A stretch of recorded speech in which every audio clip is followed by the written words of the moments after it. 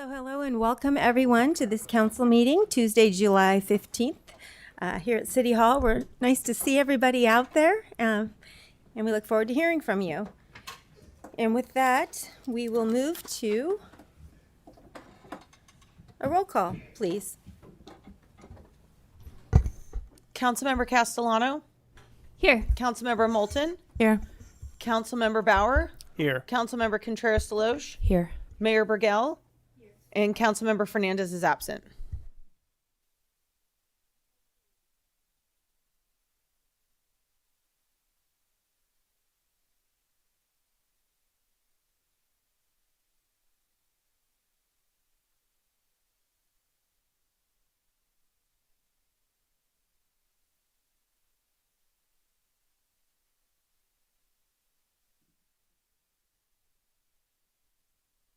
Do we have a report out of closed session? Madam Mayor, no final actions were taken in closed session. Great.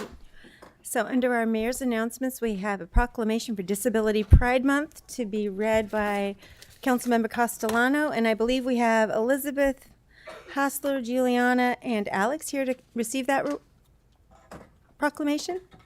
Come on up. Come right up onto here. Welcome.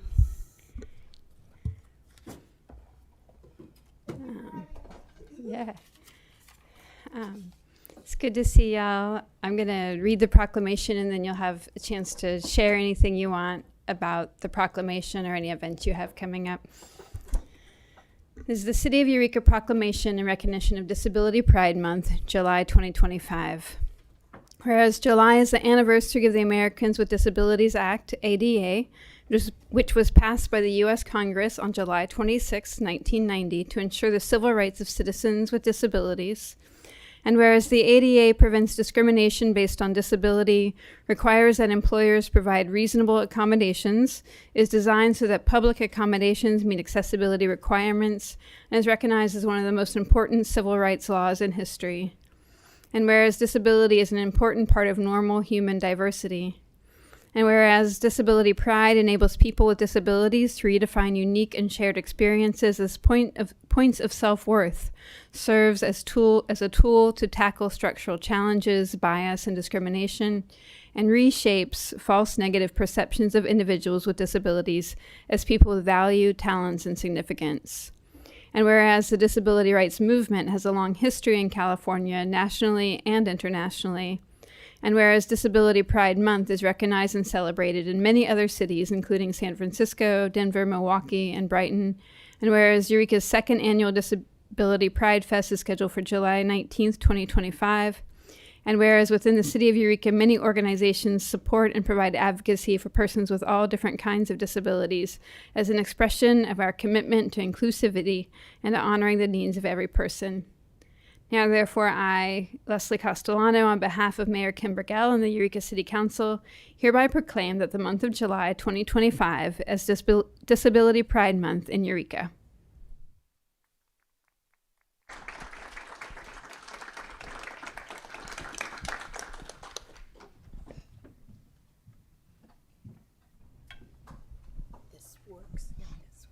Sure.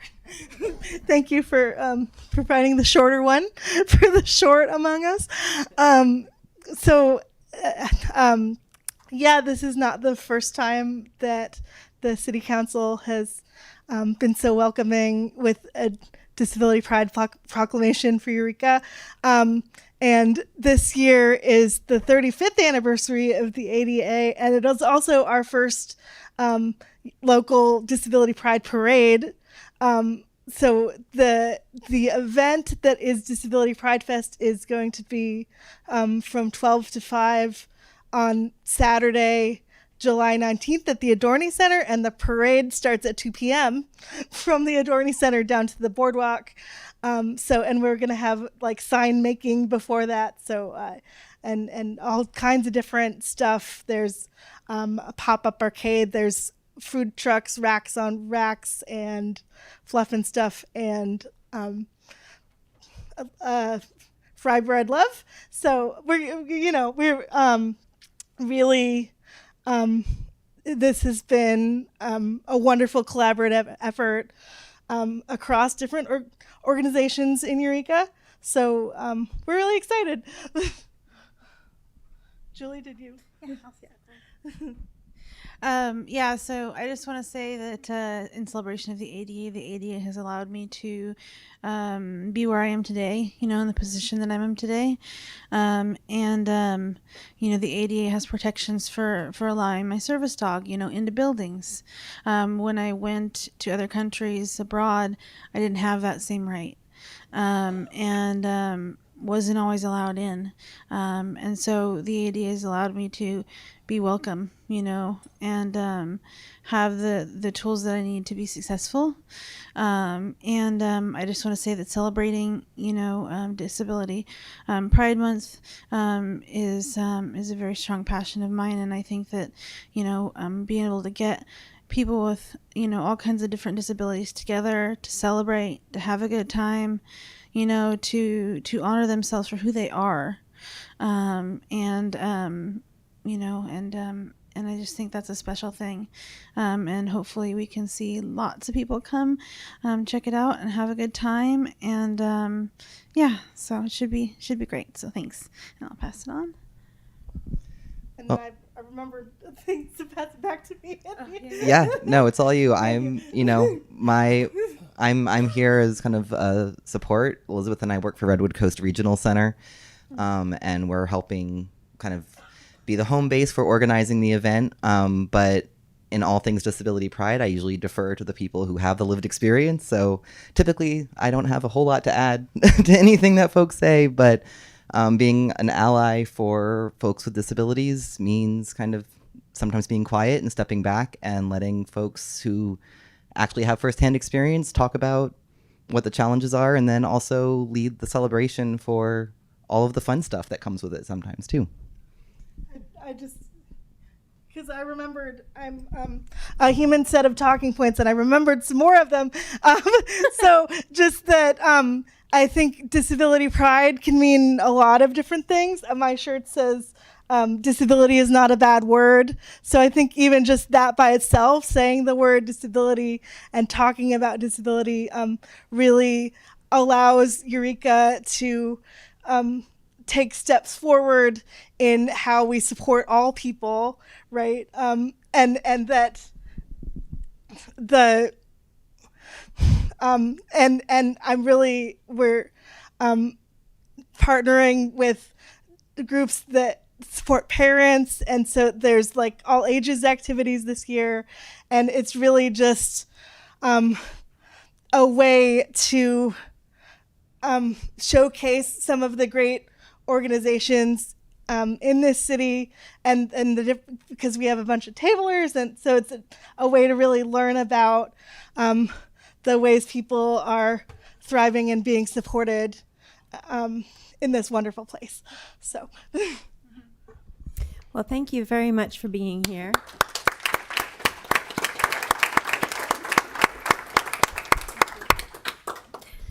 We appreciate you, and I would be remiss if I didn't just in this moment honor my dear friend and advocate and volunteer extraordinaire, Charlie Bean, who we lost several years ago. Just an excellent, wonderful person. But we look forward to your event happening June 19th, 2 p.m. down at the boardwalk.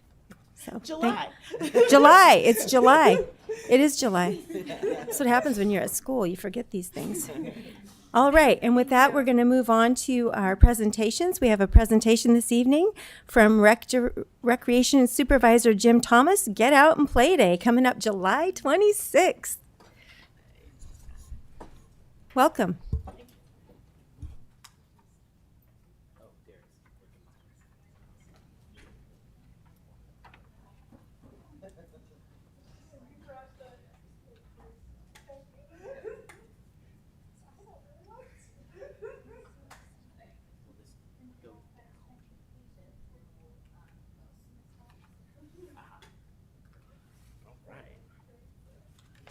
All right.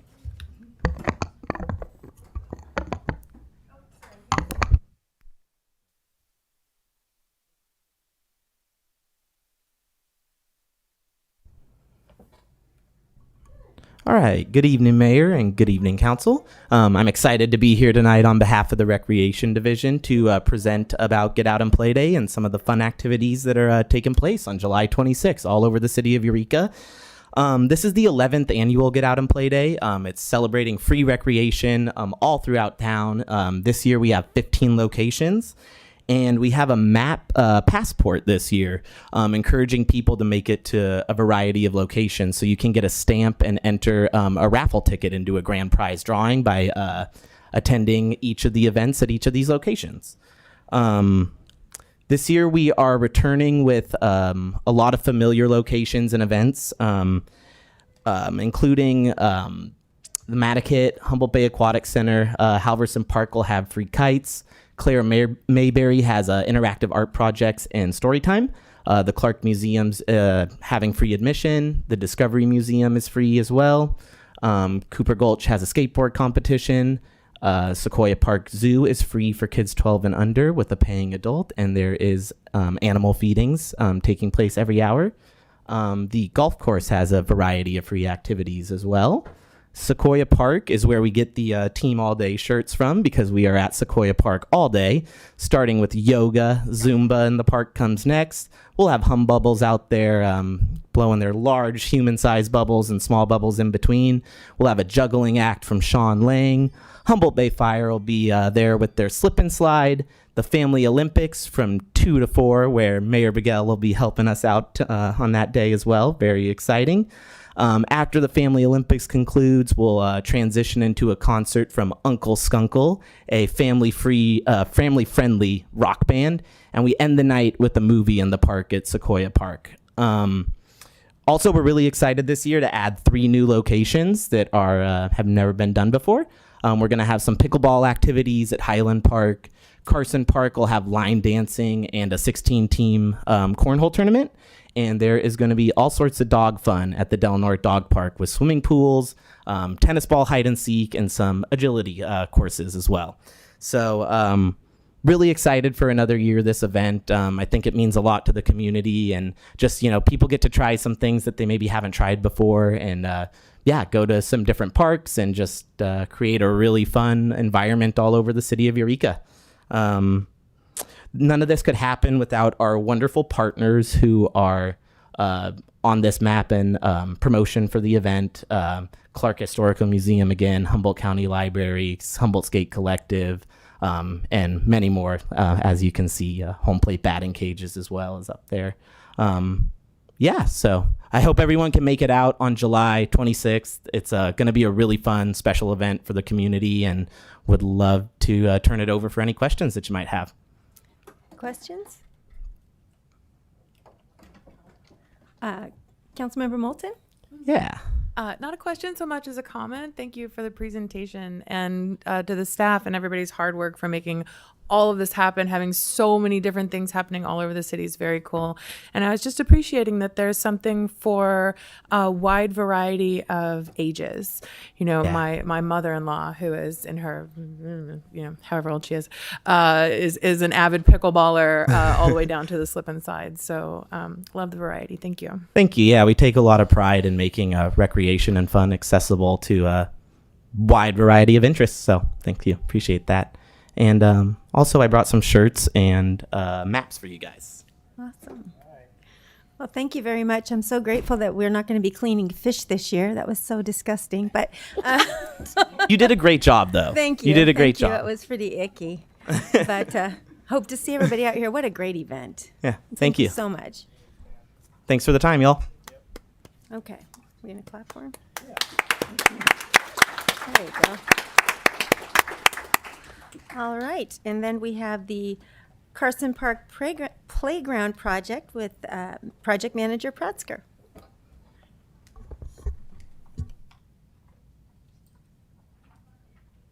Tonight.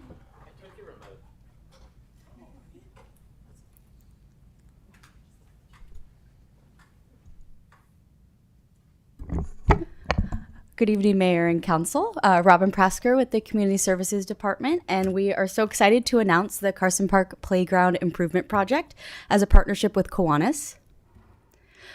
Carson Park is located between Boone and Carson, between H and I Street. And just for a quick recap, we did do a large community visioning project to come up with future improvements the community desired, and that has fed into all improvements to date and the future improvements.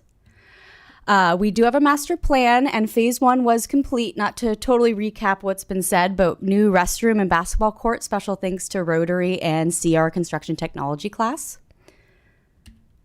But moving into the playground specifically, we do have Kiwanis here tonight, John and Terry, to share a little bit about their club, and then we'll talk about the project. So come on up, guys. Welcome. Thank you, Madam Mayor and esteemed council members. So we're very excited. Kiwanis, I don't know how many of you know what Kiwanis is. It's a global organization. It also, our focus is strictly, well, not strictly, we do a lot of projects, but our main focus is on kids. And so we have, go ahead and click to the next one if you want. So you're serving the children of the world. Playgrounds are so important for kids to get out, get away from the games, let's go play out in the yard. We have a long-standing history of helping with Carson Park. Of service and improvement projects. We painted buildings inside and out, participated in the city's Adopt a Park program, and provided landscape maintenance. Now we're so fortunate to partner with the city for the rehabilitate the playground area as our 75th anniversary project. As you can see, these are our current projects that we work on year round, every year. So, but we're really excited about this. So, yeah. Okay. Anything else? Nope. Okay. Is that it? Okay. Do you have any questions or? I'll introduce how we're going to make the playground happen, and then if council has questions, they'll invite you up. Does that sound good? Okay. Thanks, guys. Thanks for your time. So meeting with our wonderful Kiwanis friends and finding out that the Kiwanis Club has a partnership with a playground company called Landscape Structures, who the city's actually worked with in other parks and is a great vendor. And Kiwanis gets a special pricing, and it's a volunteer build model. So Kiwanis actually here did this at Redwood Fields in Cutton and did a volunteer build. These are pictures from their project that was super successful. And that is what they brought to us as the potential project that we could do at Carson Park. So working with Landscape Structures, we identified multiple playground structures for different ages, a 2 to 5 tower and a 5 to 12 tower, along with 2 other items that are standalone, a spinner and a teeter-totter. And this is what we're proposing for Carson Park and now launching a fundraiser to fund. So the fundraising goal is $150,000, and this month is the official launch of the fundraiser. And over the next year, we'll work together to secure the funds, and we're hoping for sometime next spring, summer during our dry season, so we can wrap this up by the end of their year-long anniversary celebration to have that final party to celebrate. So all the donations are live. Kiwanis has set up an online donation platform, and we have flyers for council and the public tonight. You can also call Terry here, and she'll help facilitate a potential donation as well.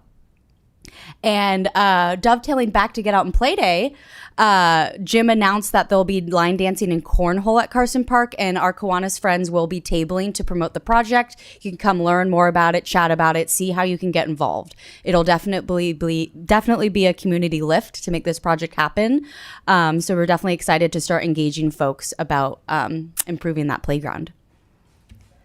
So that concludes our announcement for tonight, and definitely would like to hear any questions or comments for myself or our Kiwanis friends here. So do we have any questions? Comments? Councilmember Castellano? It's not a question, it's just a comment. Just want to thank you all for your commitment to children in Eureka. It's really important that kids in Eureka are seen and taken care of and have places to play. And I really love the volunteer build model. That's very cool. So I look forward to celebrating this and spreading the word too. And thanks for your ongoing commitment to the city. Thank you. Anything further? Councilmember Moulton? I just want to echo that gratitude from Councilmember Castellano for all the work that goes into these, and especially the volunteers and the community coming out for this. Free public spaces for kids to play in, for families to go to, for anyone to go to, is just what makes a community come together. And I just wanted to say that folks have been complimenting or asked me to pass on compliments about the fact that we are including a dog run, a fenced-in dog piece in this park that is very much needed. We have our great dog parks, our off-leash spaces, but to have more smaller ones throughout the community makes them more accessible to a lot of folks who have dogs but might not have access to vehicles or the ability to transport them around and want to have a chance for them to play in the park along with the kids. Well, with a fence in between them and the kids. Thank you. Thank you. And I too want to just share my appreciation. We go there, it's walkable from the middle school that I work at to go there for different events and things like that. And so what a boon, what a great thing for our kids. It's just so exciting. And Eureka High, they also do things over there. So, it's nice to have that cohesiveness. And, our kids are our future. I appreciate any work that we do together and bringing community together to make that happen. So thank you so much. You're appreciated. Councilmember Bauer? Ditto all that, but also appreciate what you do for like the top 10% lunch. That was a great time. It's so great you recognize the kids at Eureka High for that. And I think Arcata High too, right? Wasn't it? Yeah, just Eureka. And I look forward to helping you build this playground. So make sure you let us know when it happens. Thanks. We're in it. All right. Anything further? All right. Well, thank you so much. I'm going to leave some flyers, so if anybody here tonight wants more info, I'll put them on the table out front. Great. Thank you. Thank you. And with that, we'll move on to our presentation from Redwood Coast Energy Authority. Great to see you, Beth Burks. Come on up. Hi, everybody. Hi, my name's Beth Burks. I'm the Executive Director of the Redwood Coast Energy Authority, and I'm joined today by Richard Engel, our Director of Power Resources, and Marisha Ramirez, our Account Services Manager, and we're going to talk a little bit about affordability in terms of your electric bills. But first, we want to cover a little bit about what is RCEA.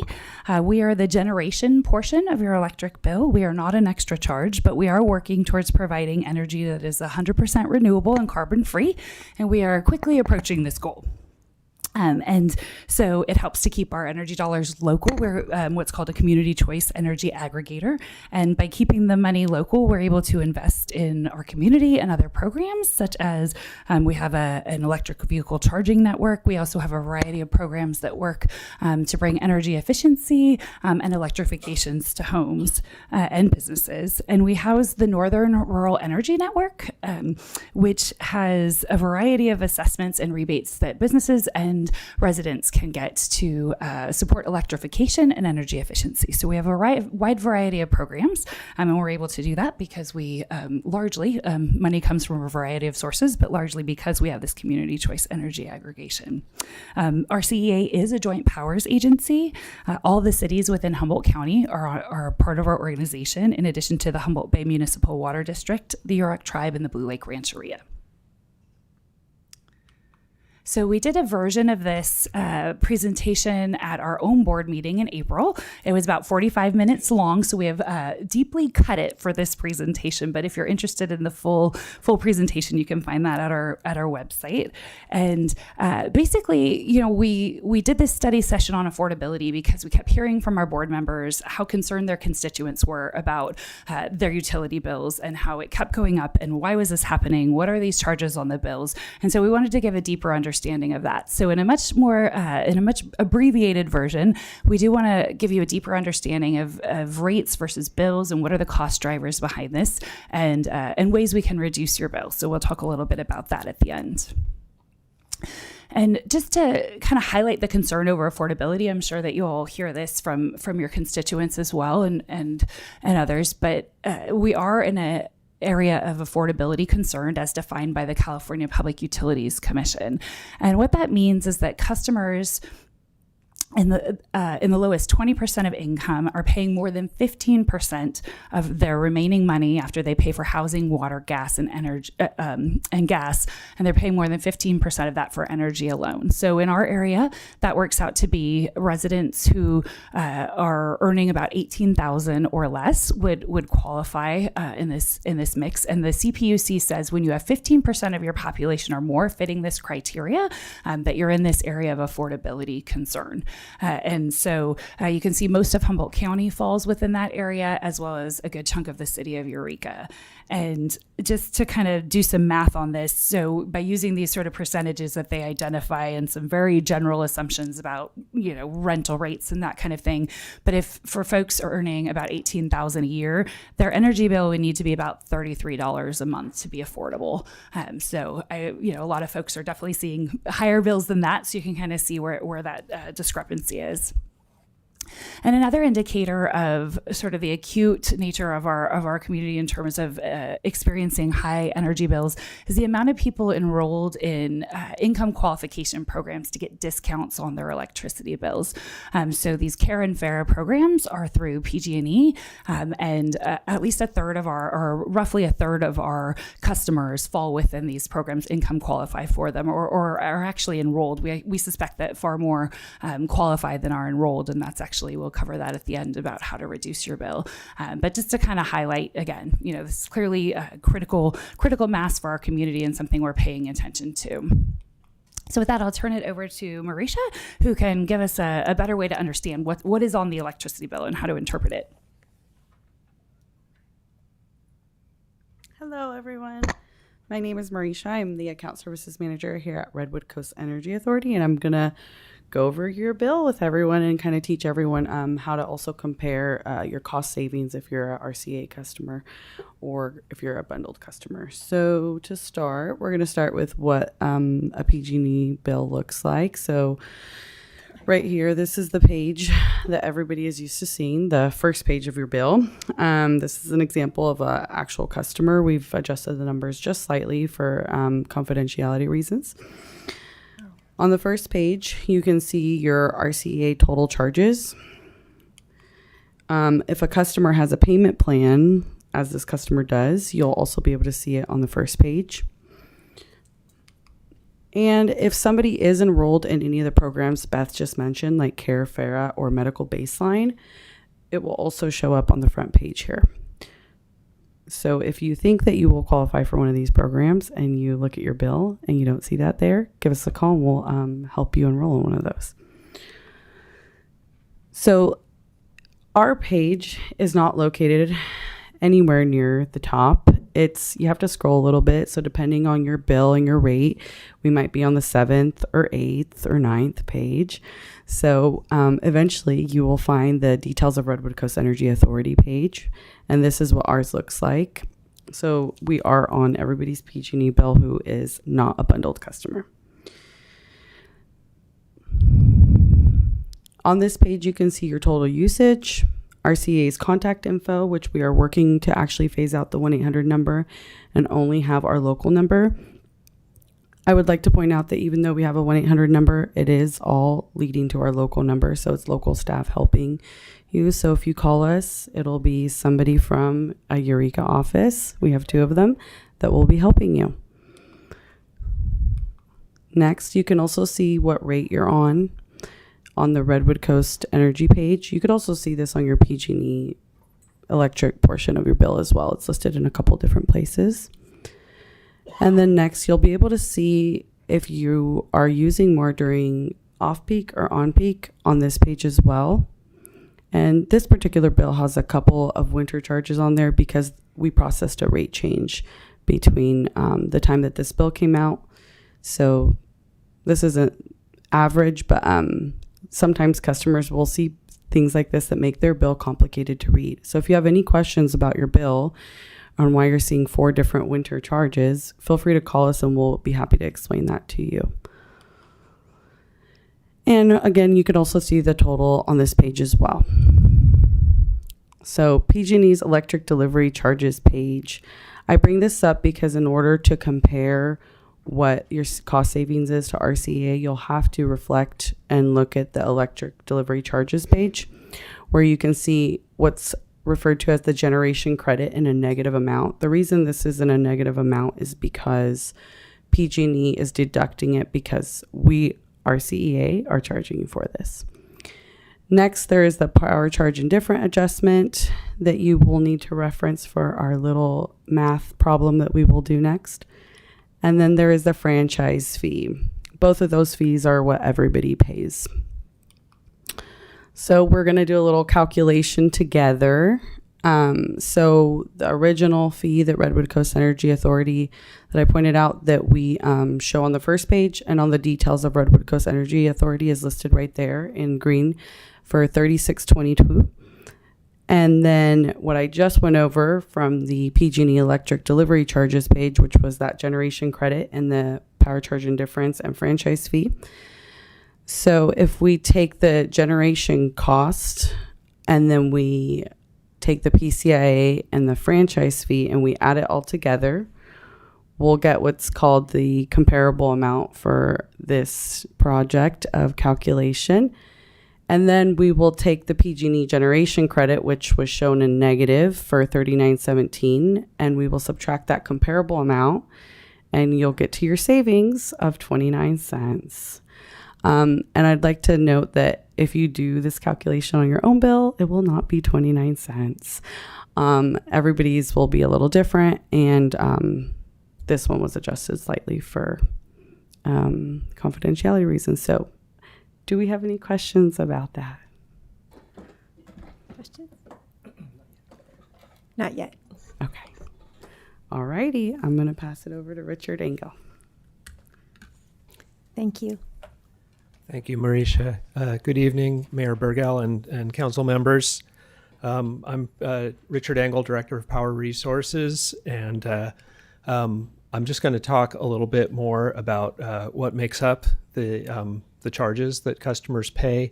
As Beth mentioned earlier, the charges that RCEA has on the utility bill is only a portion of the total electricity charges that a customer pays. And this graph here shows for the time of use C residential electricity rate, which is the rate that most of our residential customers are on. It just shows the breakdown of what RCEA is charging customers versus what PG&E is charging. When we first launched our program, I used to tell people it was about a 50-50 split between RCEA charges and PG&E charges, and that was accurate back then. But as I'll show in a future slide, that has changed a lot over time. So as you can see here, it's currently roughly about 2/3 of the charges that are what you're paying PG&E, and that's for delivery of the electricity, which is broken down into transmission, which is kind of moving the electricity over long distances between cities, and then distribution being kind of what is charged for the local delivery, getting it to your home or business. So in this recent example, the total amount of PG&E and RCEA charges came to about a little more than 42 cents a kilowatt hour. And you can see the little sliver over on the right is that PG&E, PCIA, and franchise fee that Marisha mentioned, which is currently a pretty small slice, but we just got some news today about projections for that to increase substantially.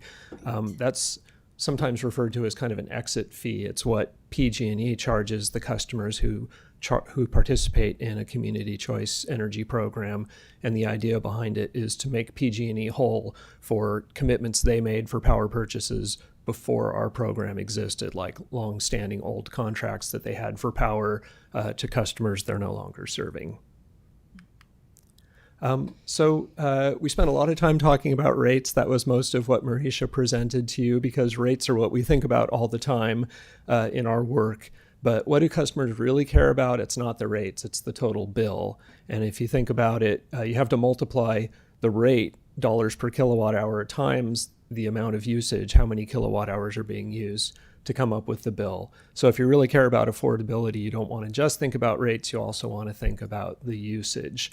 Our team focuses mostly on the rates. We have a separate team at RCEA that's called the Demand Side Management Team. And those are the folks that actually deliver the customer programs that are meant to help people reduce their electricity usage. So I'm very proud working at RCEA that even before we had a community choice energy program starting in 2017, for more than a decade before that, we had these demand side management or customer programs that were helping people reduce their bills even before RCEA was the one providing the electricity. So a lot of our engagement with customers is helping refer them to those customer programs that we run that help them reduce that usage to keep the bill under control. As promised, here's a little bit of history of how those delivery charges from PG&E, which is the blue part here, kind of compares and how it's trended compared to the generation charges. In this case, this graph is actually for bundled customers who are getting both their generation and their delivery from PG&E, but the story is very, very similar, even if it's RCEA providing the electricity, because we just have that very small discount we provide below PG&E's generation rates. So if RCEA's line was on there, it would be a line that's just a tiny, tiny bit below the brown line at the bottom, representing us having a very slightly lower generation charge. But as you can see, the generation charges have been relatively stable over time, while the delivery charges, the transmission and distribution, have really trended strongly upward. And the main explanation for that in recent years has been about wildfire.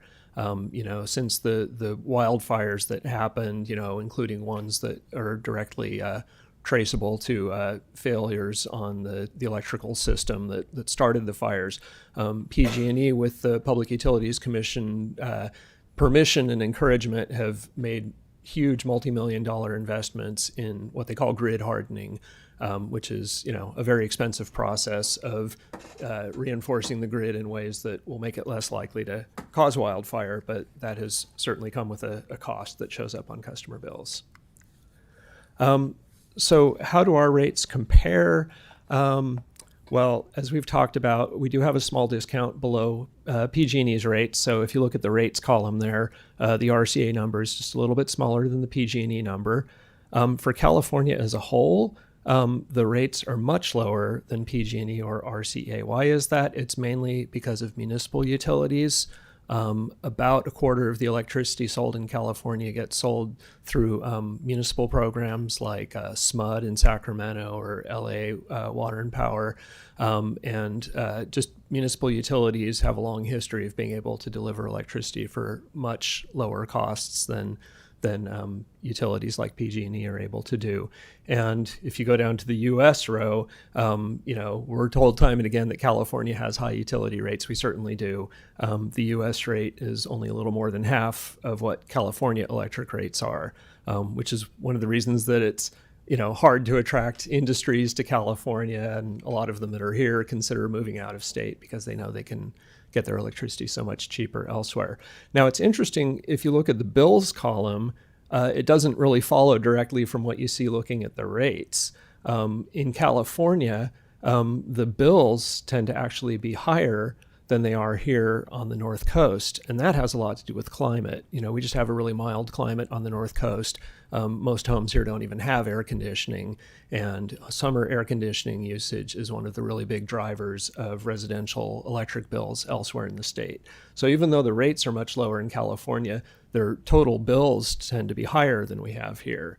And that's reinforced again at the U.S. level. Even though their rates are dramatically lower than California's, their total bill is still fairly close to what electric customers pay here on the North Coast.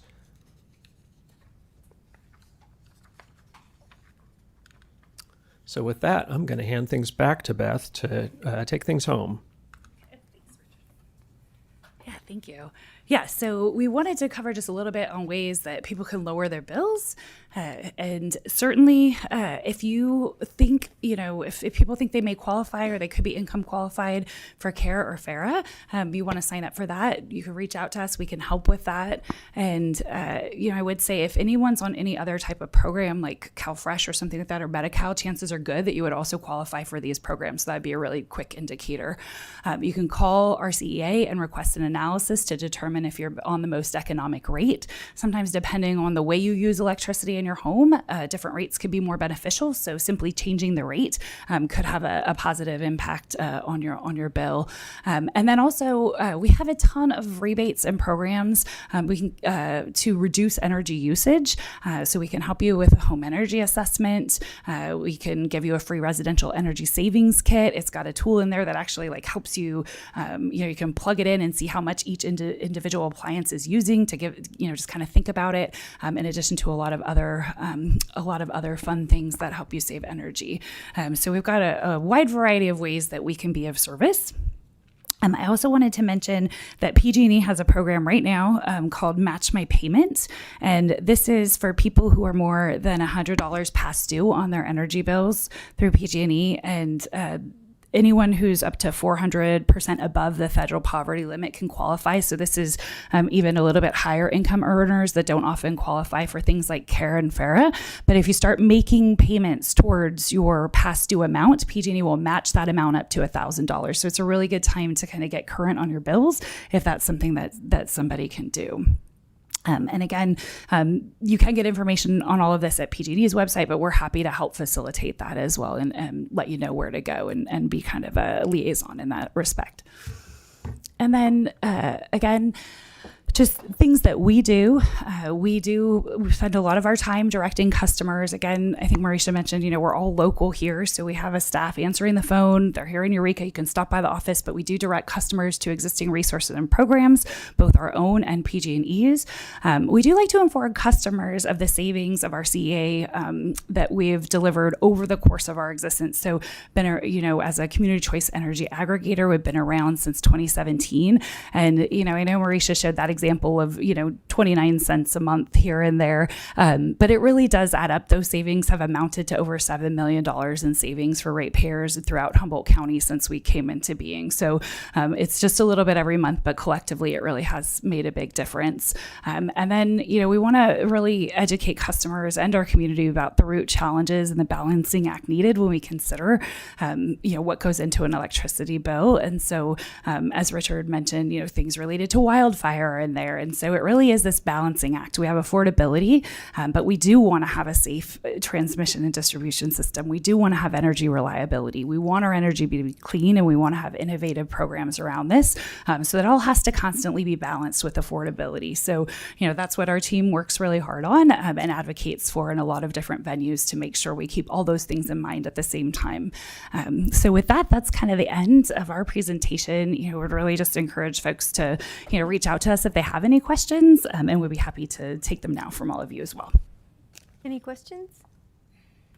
Councilmember Bauer? Now, I want to thank you all for the presentation. I mean, I received this at the board meeting, and trying to get the public to demystify our energy, our bills is super important. And there's a lot of people, I'm sure, that qualify for CARE that just don't understand how to, they just don't know how to understand how to get through the process. And I know staff at RCA are helpful, and I hope they reach out to you all because you do work tirelessly on trying to make it affordable, and the organization. I hope people are paying attention. This is a really good presentation, and hopefully it'll help people understand what our CEA does. And I think it's really important the 2/3 of the cost being transmission. And I have to often explain that to people, electrons are free from the sun, but we have to get those electrons to you, and the transmission is very expensive. And I hope people understand that when they're, paying their bill. We're trying our best to make it more affordable. I do have a question about the PCIA, Richard. And I know you said the rates are going up on that. Can you dive into that a little bit? Sure, I can. Before that, I wanted to throw in one quick thing that Marisha reminded me we should have said, which is that in addition to having locally based customer service, we do have a few of them, including Marisha, who are bilingual, so we're able to help Spanish-speaking customers, and we've been working on getting more of our materials in Spanish as well. To the power charge indifference adjustment, what's happening there is that there's a complicated formula that goes into determining how much that charge is. And like I said, the intent of it is to make PG&E and the other investor-owned utility companies whole for investments that they entered into in good faith before they knew that RCA was going to come along and take away some of their customers through this community choice aggregation that we now have access to. So fair enough, right? Those were investments that they did make, and they didn't want to put all of that on their remaining customers that they're serving elsewhere in the state. So part of what goes into calculating that is comparing the what PG&E is spending on those procurement contracts to what they could turn around and unload that energy for on the market today. And so there's what's called market price benchmarks that are set to determine that differential. And so it's kind of a paradox thing where if market energy prices go up, then the PCI goes down because there's less damage that PG&E is suffering by turning around and selling the power they don't need. When energy prices are low, the PCIA goes up because PG&E is hurting more by not being able to unload that energy at costs close to what they originally are paying for it. So there's this kind of inverse relationship. And what we've been seeing just in the last few months has been, so we basically pay for three different kinds of energy products. We actually pay for the kilowatt hours that we turn around and sell to the customers. We also pay for renewable energy attributes. So there's this kind of premium when you're buying solar energy or wind energy, and the extra cost of that is expressed in what are called renewable energy certificates. And then there's a third component, which is called resource adequacy, which is kind of an abstract concept, but it's basically just paying power generators for the capacity that they have to generate power. And the intent behind that is to make sure that everybody who's selling electricity, like RCA or PG&E, is investing enough in that capacity to make sure that the grid is reliable in all seasons and all times of day. So what we've seen lately has been all three of those products have actually declined in price in the last few months after mostly trending upward in the last few years. So the PCIA stayed pretty low because of those market price benchmarks being high. And now that the market price benchmarks are dropping, that's forcing the PCIA up. It's kind of a teeter-totter. So that's in a nutshell what's going on right now. So how does that affect our bills, I guess, is the big question. Well, it shouldn't affect a customer's bill, but it squeezes RCEA because under our current model of pricing, we set our rates to be below PG&E's. But when we're doing that comparison, we have to take into account that PCIA that PG&E charges the customers. As Marisha explained, when we're comparing our rates against PG&E's, we're taking our rates plus the PCIA and franchise fee. The franchise fee is kind of trivial and doesn't change much over time, but the PCIA is quite volatile for the reason I just explained. So when that PCIA gets big, we have to look at our rates and push them downward so that the sum of those plus the PCIA does not exceed PG&E's rate. So I won't say that the PCIA going up makes our customers pay more, but it makes us charge less, and that makes our program less and less financially viable.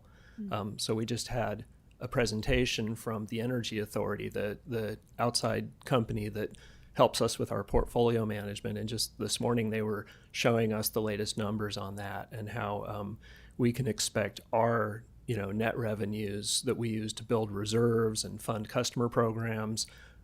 That's just getting squeezed smaller and smaller over the next couple of years if this PCIA continues to play out the way it is.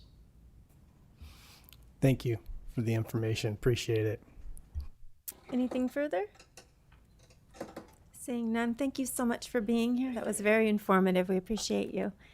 And that takes us to our public comment period. This is the time for members of the public who wish to be heard on matters that do not appear on the agenda. City Council policy is to limit each speaker to 3 minutes. Each time allotment or portion thereof shall not be transferred to other speakers. Pursuant to the Brown Act, the City Council may not take action on an item that does not appear on the agenda. Time allotment for public comment on non-agenda items. A maximum of 30 minutes shall be allotted to receiving public comments in the initial public comment period. If necessary, an additional period shall be allotted to public comments after city manager reports, but only if the first 30-minute public comment period was not sufficient to allow all those who wish to speak to do so.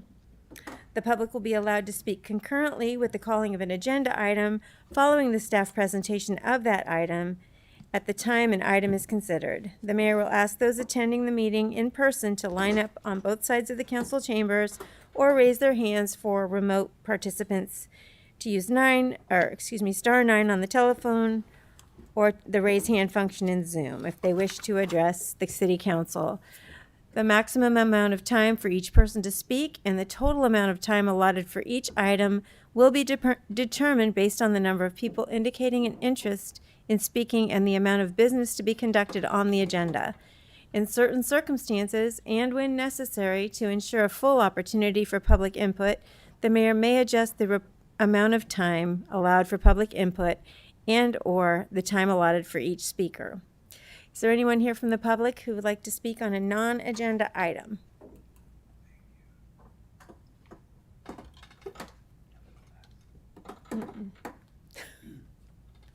Welcome. Welcome. Greetings to you all. Good to see you again. I have a scripture for you.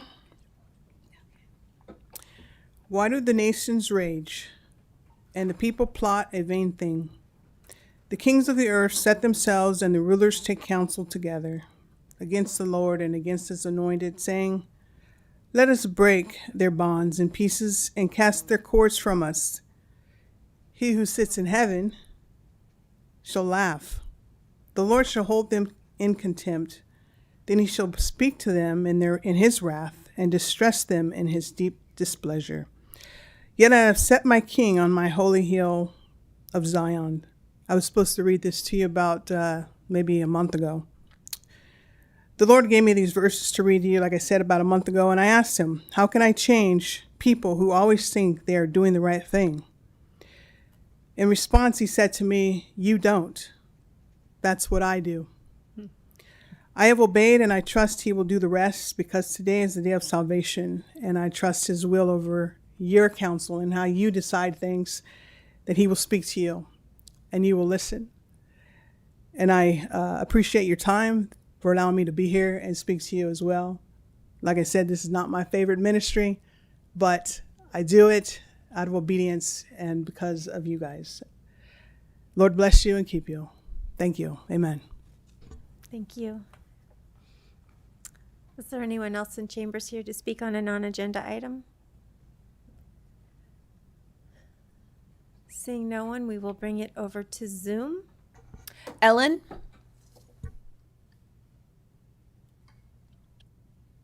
Hi, I'm calling to tell you all again how much I'm looking forward to the staff report on CalPERS and hope that all of you will take action by sending the letter drafted for you to the Board of Directors. As you know, CalPERS has invested $1.6 billion in companies profiting from Israel's genocide of Palestinians. You can find the letter at divesthumboldt.wordpress.com and follow us at divesthumboldt on Instagram for updates. I'm going to read an excerpt from a statement shared yesterday by Azzedine Shahab, a doctor in Gaza. A truck passed by. It was empty. Its floor was covered in a thin layer of flour dust. Just dust, not bags, not bread, only the trace of something that might once have saved a child. And then I saw them, not rebels, not criminals, children. They ran like hunted things toward that truck. They climbed it with hands that have never held toys.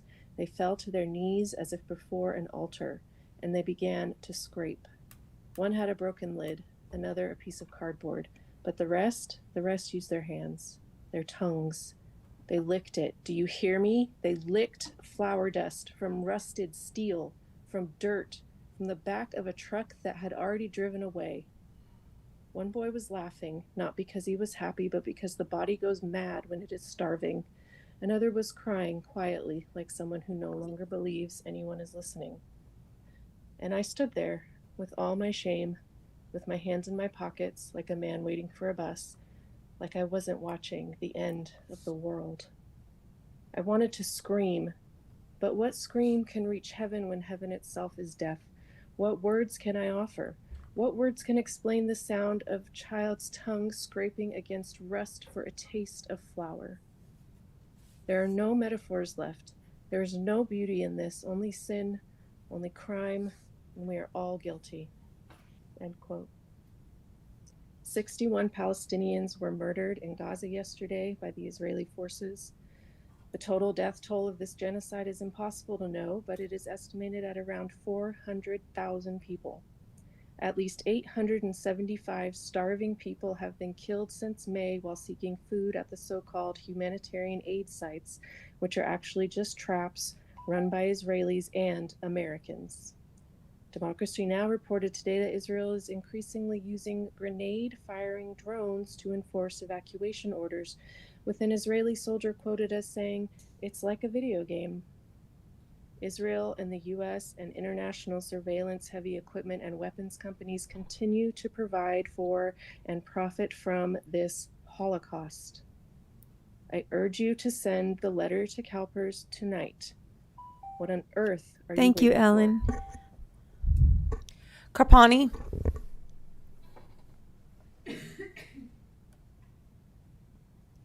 Hello. Hello. Thank you for holding the space for us to be able to speak. I'm a bit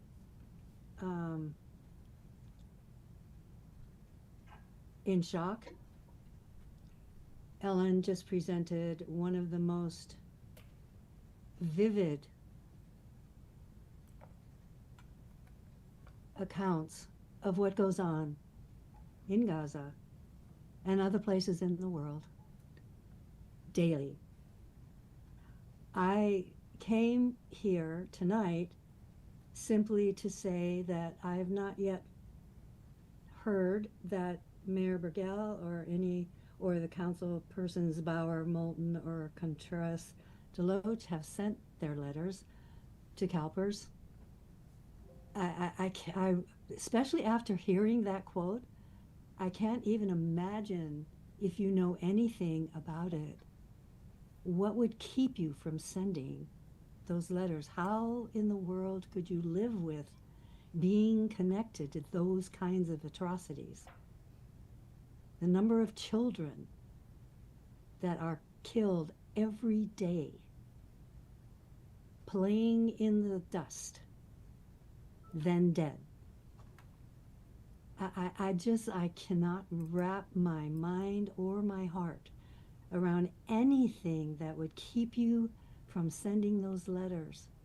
Because when you're taking your retirement, believe me, if you never sent the letter, you're gonna feel the death on your soul. So if you haven't sent the letters, please send them. I don't know what else to say. I yield. Thank you, Karpani. Alice? I want to thank Ellen for sharing that. That was a really vivid explanation of what our Palestinian community is going through every day. So I'm having a hard time talking right now, but I do want to thank the City Council for honoring our disability community this month. I really, really appreciate respecting and including all of our community. And I am looking forward to the city report of CalPERS' investment in companies that support genocide. And I want to thank Councilmember Castellano for sending your letter in. And I want to ask you, Mayor Burgell, Councilmember Bauer, Councilmember Moulton, and Councilmember Contreras-DeLoach, if you have sent your letters in yet. Here's why. I think Ellen really explained why it's important, but I've been speaking with a lot of people about Palestine, and there are still so many misconceptions about Israel and their war against Palestine. It's not a holy war. It's not about religion or about Jews having a country in land that is historically significant to them. If it truly was about religion, the colonial project that is Israel would have never considered creating a state in other countries, which they did, like Kenya, Argentina, Alaska, Australia, or Madagascar. Israel uses religion as a shield to lull the unknowing or those who don't take the time to uncover the truth, to make them think that it is reasonable that they take land that has been cared for and lived in by Palestinians for thousands of years and occupy it illegally and violently themselves. It's not okay, and it is far beyond time that we all know this. And for those people who say this does not have anything to do with us, we have to know this is another lie. Our money is invested in institutions like CalPERS. It's directly funding this Holocaust against Palestinians. Besides that, our government agreed to give Israel $38 billion in military aid over the decade of 2017 to 2028. Imagine what these tens of billions of dollars could do for our own United States. We have a housing crisis. People are going without food. Veterans are not getting the services they were promised. Millions of us are not getting the health care we need. The environment is in peril. I literally could go on and on. It's imperative that we do every single thing we can to divest in Israel and stop this active Holocaust against Palestinians. And we also have to know there was a recent poll in Israel. 82% of Israelis believe there are no innocents in Gaza. Thank you, Alice. Phone number ending in 126.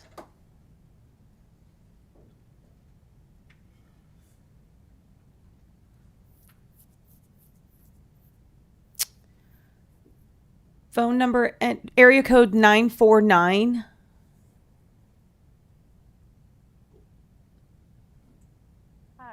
I hope you can hear me.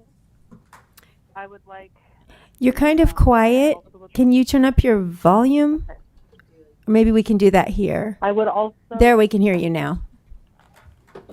Okay, thank you. Mm-hmm. I appreciate also the honoring of the disabled community, and I really appreciate the opportunity to do this from Zoom.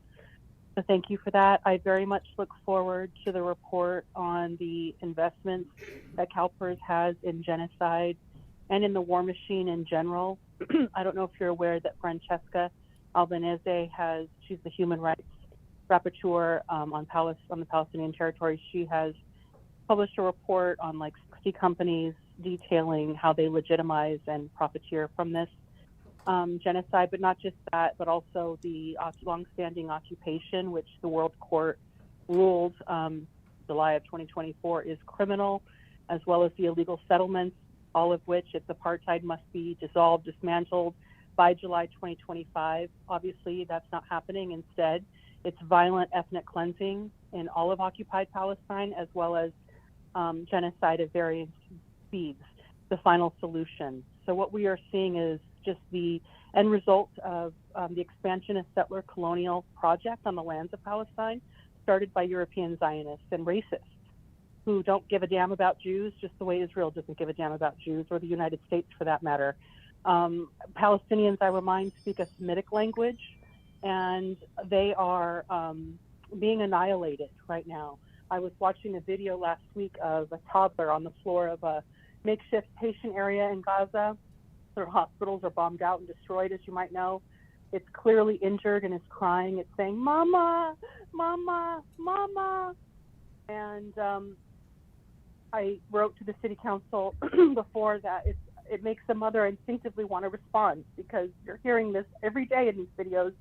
And this one is calling for its mom who has been killed by the Israeli occupation forces, that are posting mocking videos of that child. It's split screen. They've put on blackface, and they are mocking in an exaggerated way the crying of this innocent toddler who has just lost its mom and is in clear shock, is injured and covered in blood.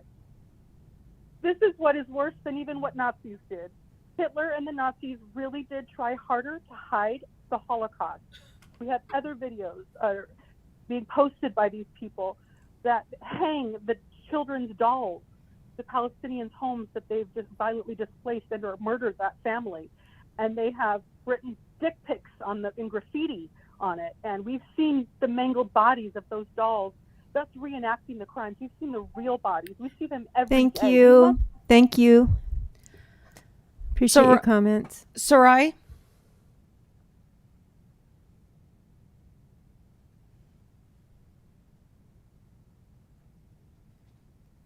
Sarai?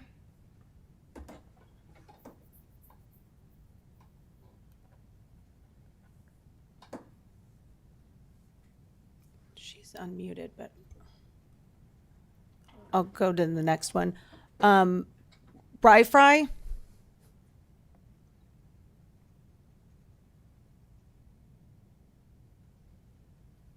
Hello. Can you Hello. hear me clearly? We can. Great.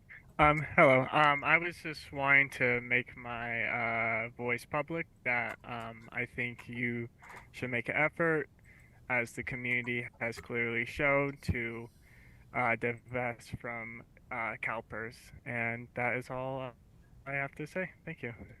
Thanks for being here. Sarah?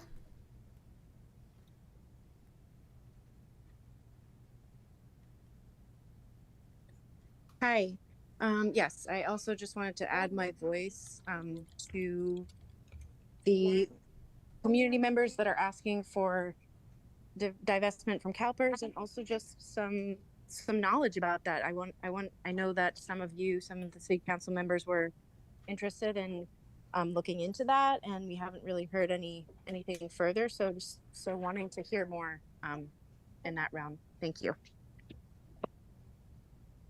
Thank you. Do you see anyone else? I still see Sarai on there. Her Sarai.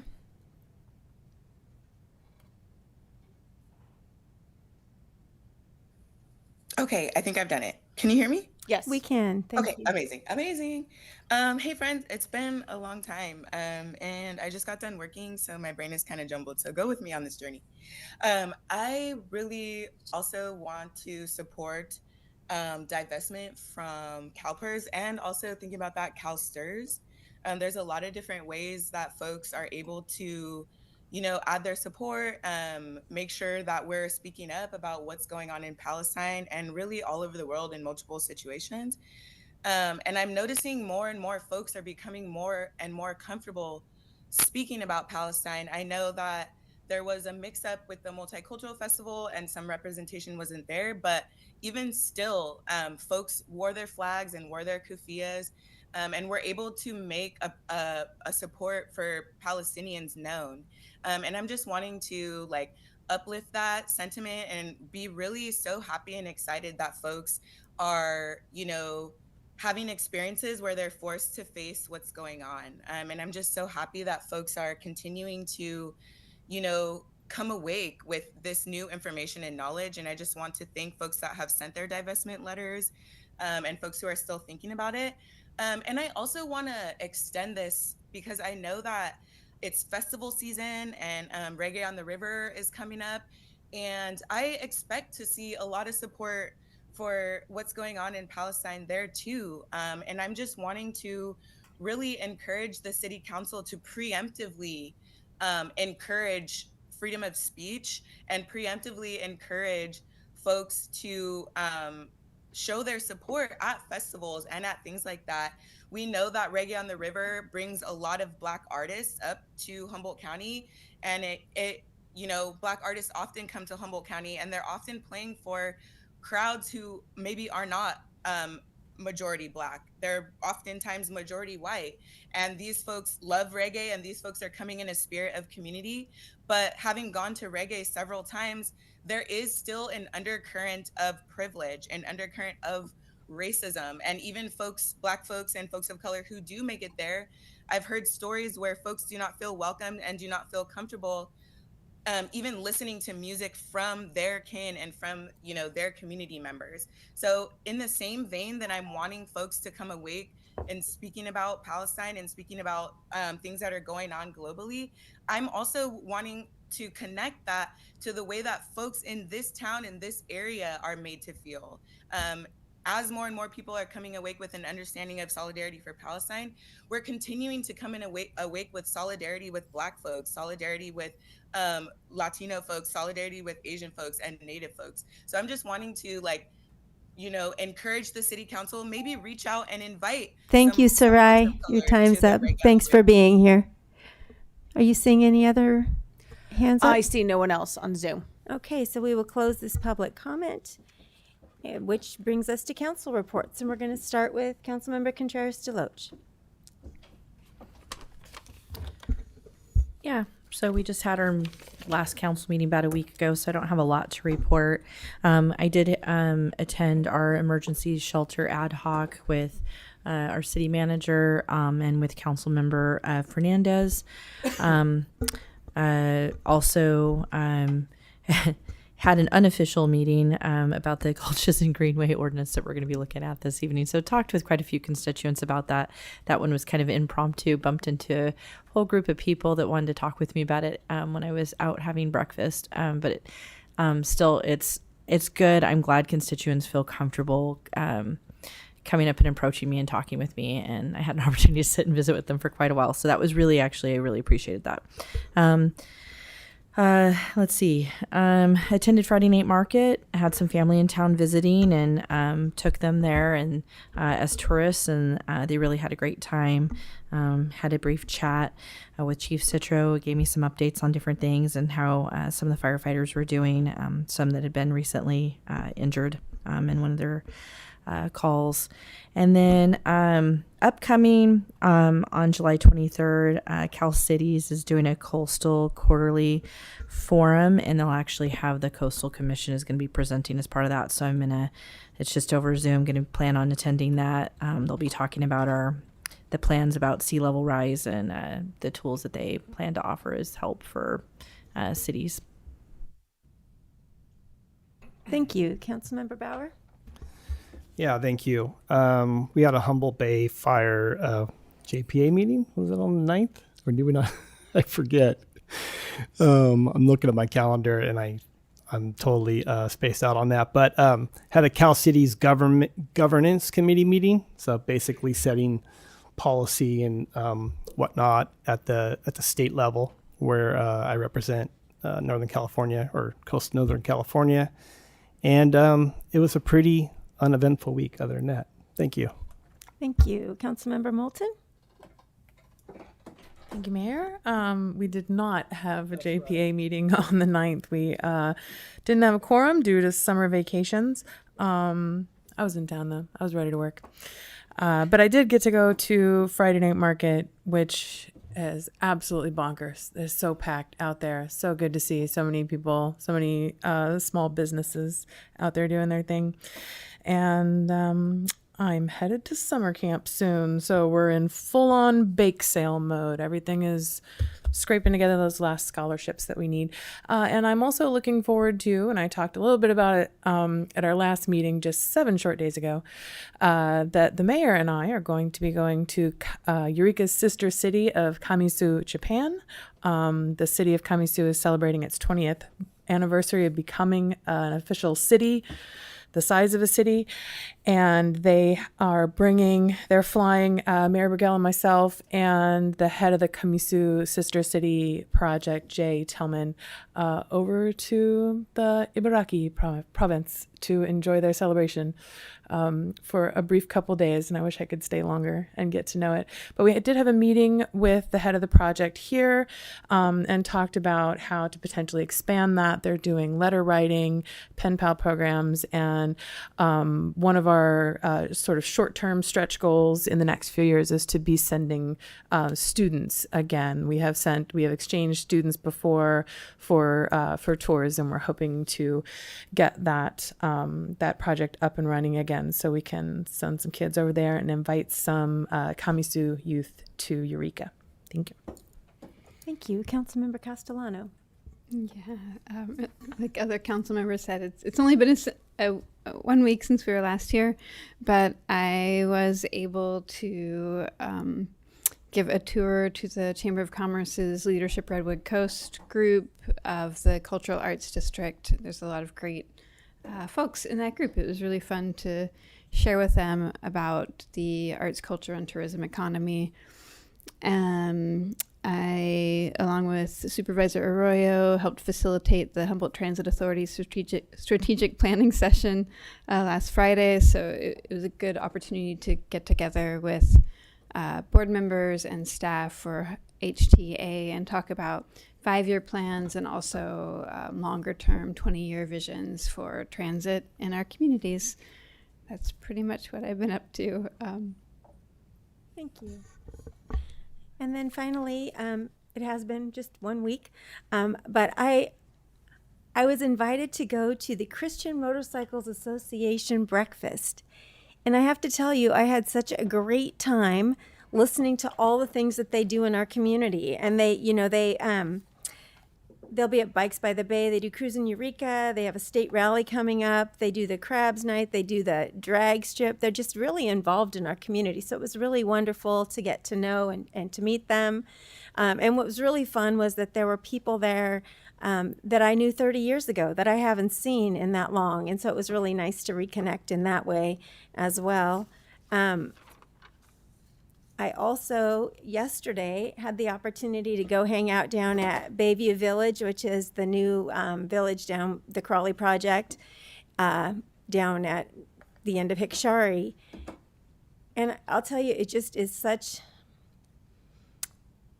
it was such, the only word I can think of is blessing to be there and to listen to these folks. And, listening to like how they were doing and like they were getting out of the shower and like, they have a community kitchen and they have meetings. And Betty was down there and there were these, the sisters from Santa Rosa were there in their full habits, which I have not seen a sister in their full habit in so many years. So that was really interesting.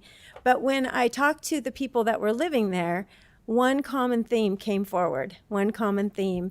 And I asked, like, how's it going? Because, that's a tough transition. We may not realize it because we live in a house.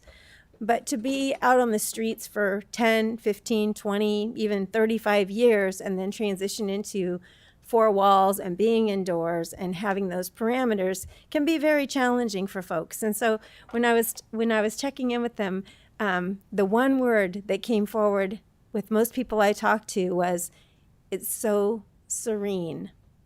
It's so serene and so peaceful. And I'm just so grateful that our city has the compassion and the wherewithal to look for ways to support people in our community regardless of where we come from. Regardless of where we're at and regardless of where we come from, this is the city that in the community that I live in, and I'm just so very grateful and appreciative of that. And I met with several people, and there are a lot of exciting things coming forward in the next few months that will be news at 11, right? Those will be coming out, and we'll have more information on those. And then I just wanted to say that I did go to the summer concert this last week, and the band was Incubus, which was interesting because I don't remember listening to Incubus, but it was great. They sounded great, and there were people there. But this next summer concert is called Disturbing the Peace, and it's classic rock. So if you like classic rock and you like to get your groove on, we hope to see you down there at Matticat Plaza. It's always a super fun time. And I just, looking around our community, I called the city manager yesterday as I was driving home from the village, and there were all kinds of people walking around down in Old Town in shorts and tank tops and just, having ice cream and just hanging out. And I love the vibrancy of our city, especially this time of year. It's just really just such a pleasure to see and to be a part of. I'm always grateful for that. So with that, we will move to the consent calendar. I can't see. All matters listed under this category are considered to be routine by the City Council and will be enacted by one motion. Pursuant to City Council Resolution 2011-22, if a member of the public would like an item on the consent calendar pulled and discussed separately, the request shall be made to a council member prior to the meeting. Unless a specific request is made by a council member, the consent calendar will not be read. There will be no separate discussion of these items, and I have not had anyone come to me.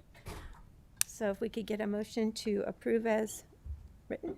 I'll move to approve the consent calendar as written. I'll second. Great, so we have a motion and second. Please vote. 4 yes votes. Councilmember Fernandez absent. Motion carries. Thank you, and this moves us to legislative action correspondence. Do we have any of that? Councilmember Bauer? Okay. More to come. And that will move us to our Greenways, ordinances and resolutions, our Gulch and Greenway overlay zone and associated municipal code updates. And at this time, I will be recusing myself. I live close to the Greenways. So Mayor Pro Tem Castellano will be filling in for me. And we are watching in the other room, just so you know. We are participating. And I have to recuse myself as well because I live right against the Gulches. Sorry. Thank you. Derek, can you pull up the part 1?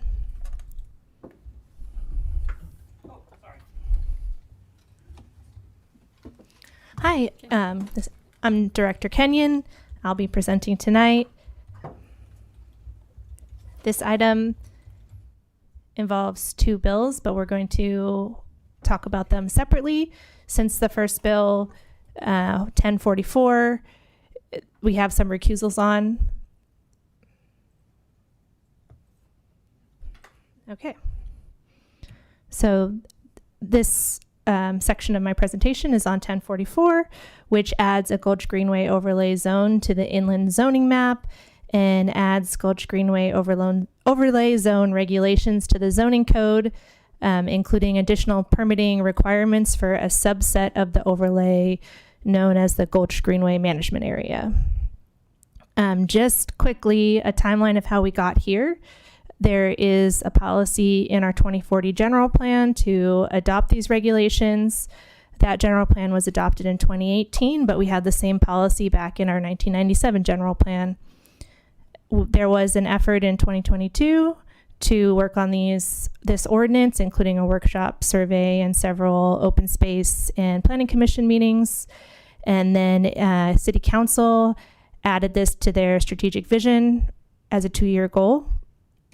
Then we had a council special study session on providing guidance on the framework for the ordinance back in October of 2024. And then in March of 2025, we published a draft ordinance. We mailed postcards to implicated properties, and we had an open space parks and rec commission meeting on the draft ordinance. And based on comments at that, it got updated. And then on May 21st, 2025, after another postcard was sent out, we had a planning commission hearing, and they voted 3-1 with 1 recusal to recommend adoption with several suggested modifications. We then updated the ordinance again, and then we brought it to City Council on June 17th for a City Council hearing, and Council voted 3-0 with 2 recusals to introduce the ordinance with direction for 3 revisions. The revisions that were requested were adding a zoning clearance for vegetation removal required by an insurance company, adding clarification on what we mean by wildlife-friendly fencing types and placement, and adding a definition of wheeled mechanized equipment. The changes that have been made to address this direction are shown in red line in attachment 3. And I have, so the June meeting was the introduction. This tonight is a vote on adoption, and here's a recommended motion. Thank you, Director Kenyon, and thank you so much for the red line version. It is really helpful, and just to say, I also appreciated some nuance you added in terms of, and then I'll open it up for council member questions, in terms of fencing that specifically delineates special consideration for safety or property protection in terms of child play areas, gardens, and things like that. And also opening up just more possibilities for those tree inspections too, in terms of or inspections. I'm scrolling madly. The determination of hazardous conditions. So thank you for that consideration in terms of really hearing the public and including that in the revised document. And with that, opening it up for council member questions.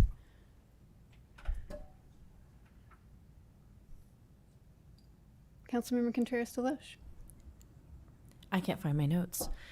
There was something else that I remember. There was something else that was brought up at the last part of the meeting. Somebody had mentioned, by the way, thank you for the red line. Also, thank you for, I know I drugged that meeting on that night asking for those things. I appreciate them being incorporated so that it makes things more user-friendly and allows for a quicker response time for homeowners. Somebody had mentioned, I think it was CAL FIRE measures things on a slope, but they were measuring them straight out. And I was curious because that by the time that was brought up, it was when we really were through the bulk of it. And I meant to talk with you about this before then, but I was curious what the thought process and reasoning was behind, the fire service using slope to measure the feet, but us going straight out and kind of then. The reason we're going, our definition is straight out is because that is consistent with the Regional Water Quality Control Board, who are the ones that permit wetland fill. And it was also what CDFW, California Department of Fish and Wildlife, wanted. So it's unfortunate that the state laws conflict with each other on that. Is it that they conflict, or is it that they have kind of like two different needs, and so it sort of like looks different on paper when it's, because it seems like there might be two different needs, really. Right, like fire versus protecting a wetland. Mm-hmm. And I think our regulations are more intended to protect wetlands. So, okay, I was expecting that to be like so much more of like a thing for me to understand that, but actually that makes a lot of sense to me. So I appreciate it. Thanks. Thank you. Did you have any other questions?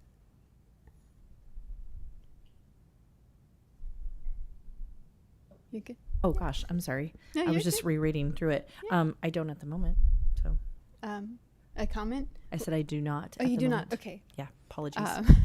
Mumble mouthing. We'll open this item. Actually, sorry, it's a public hearing, isn't it? It's not a public hearing. Okay, we will open this up for a public hearing. Members of the public can come up. Sorry. Okay, great.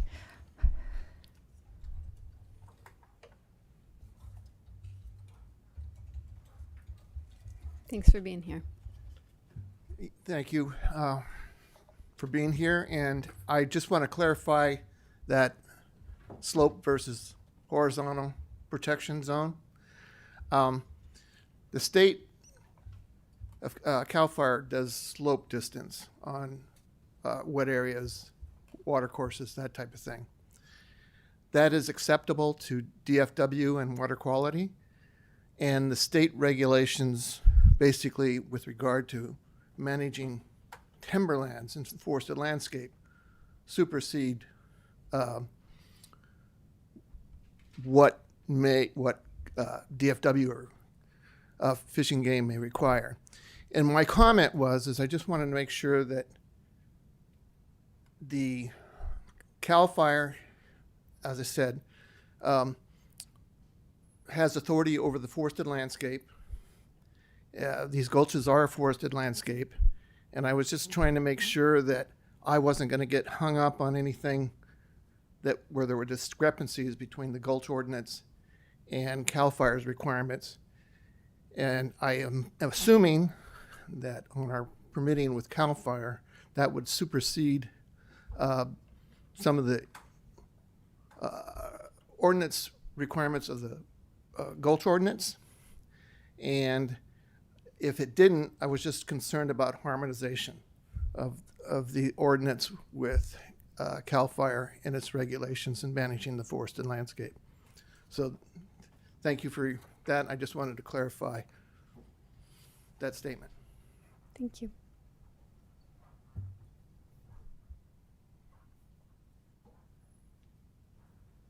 Hello, I'm Sue Parfit. Now, am I only supposed to talk about the slope stuff or anything to do with tin? Okay.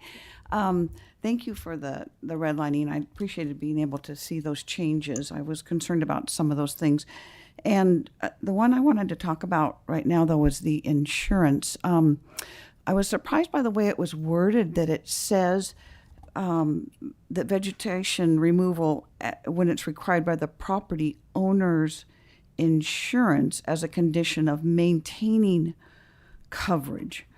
That didn't include if someone is buying a property and they need to obtain insurance.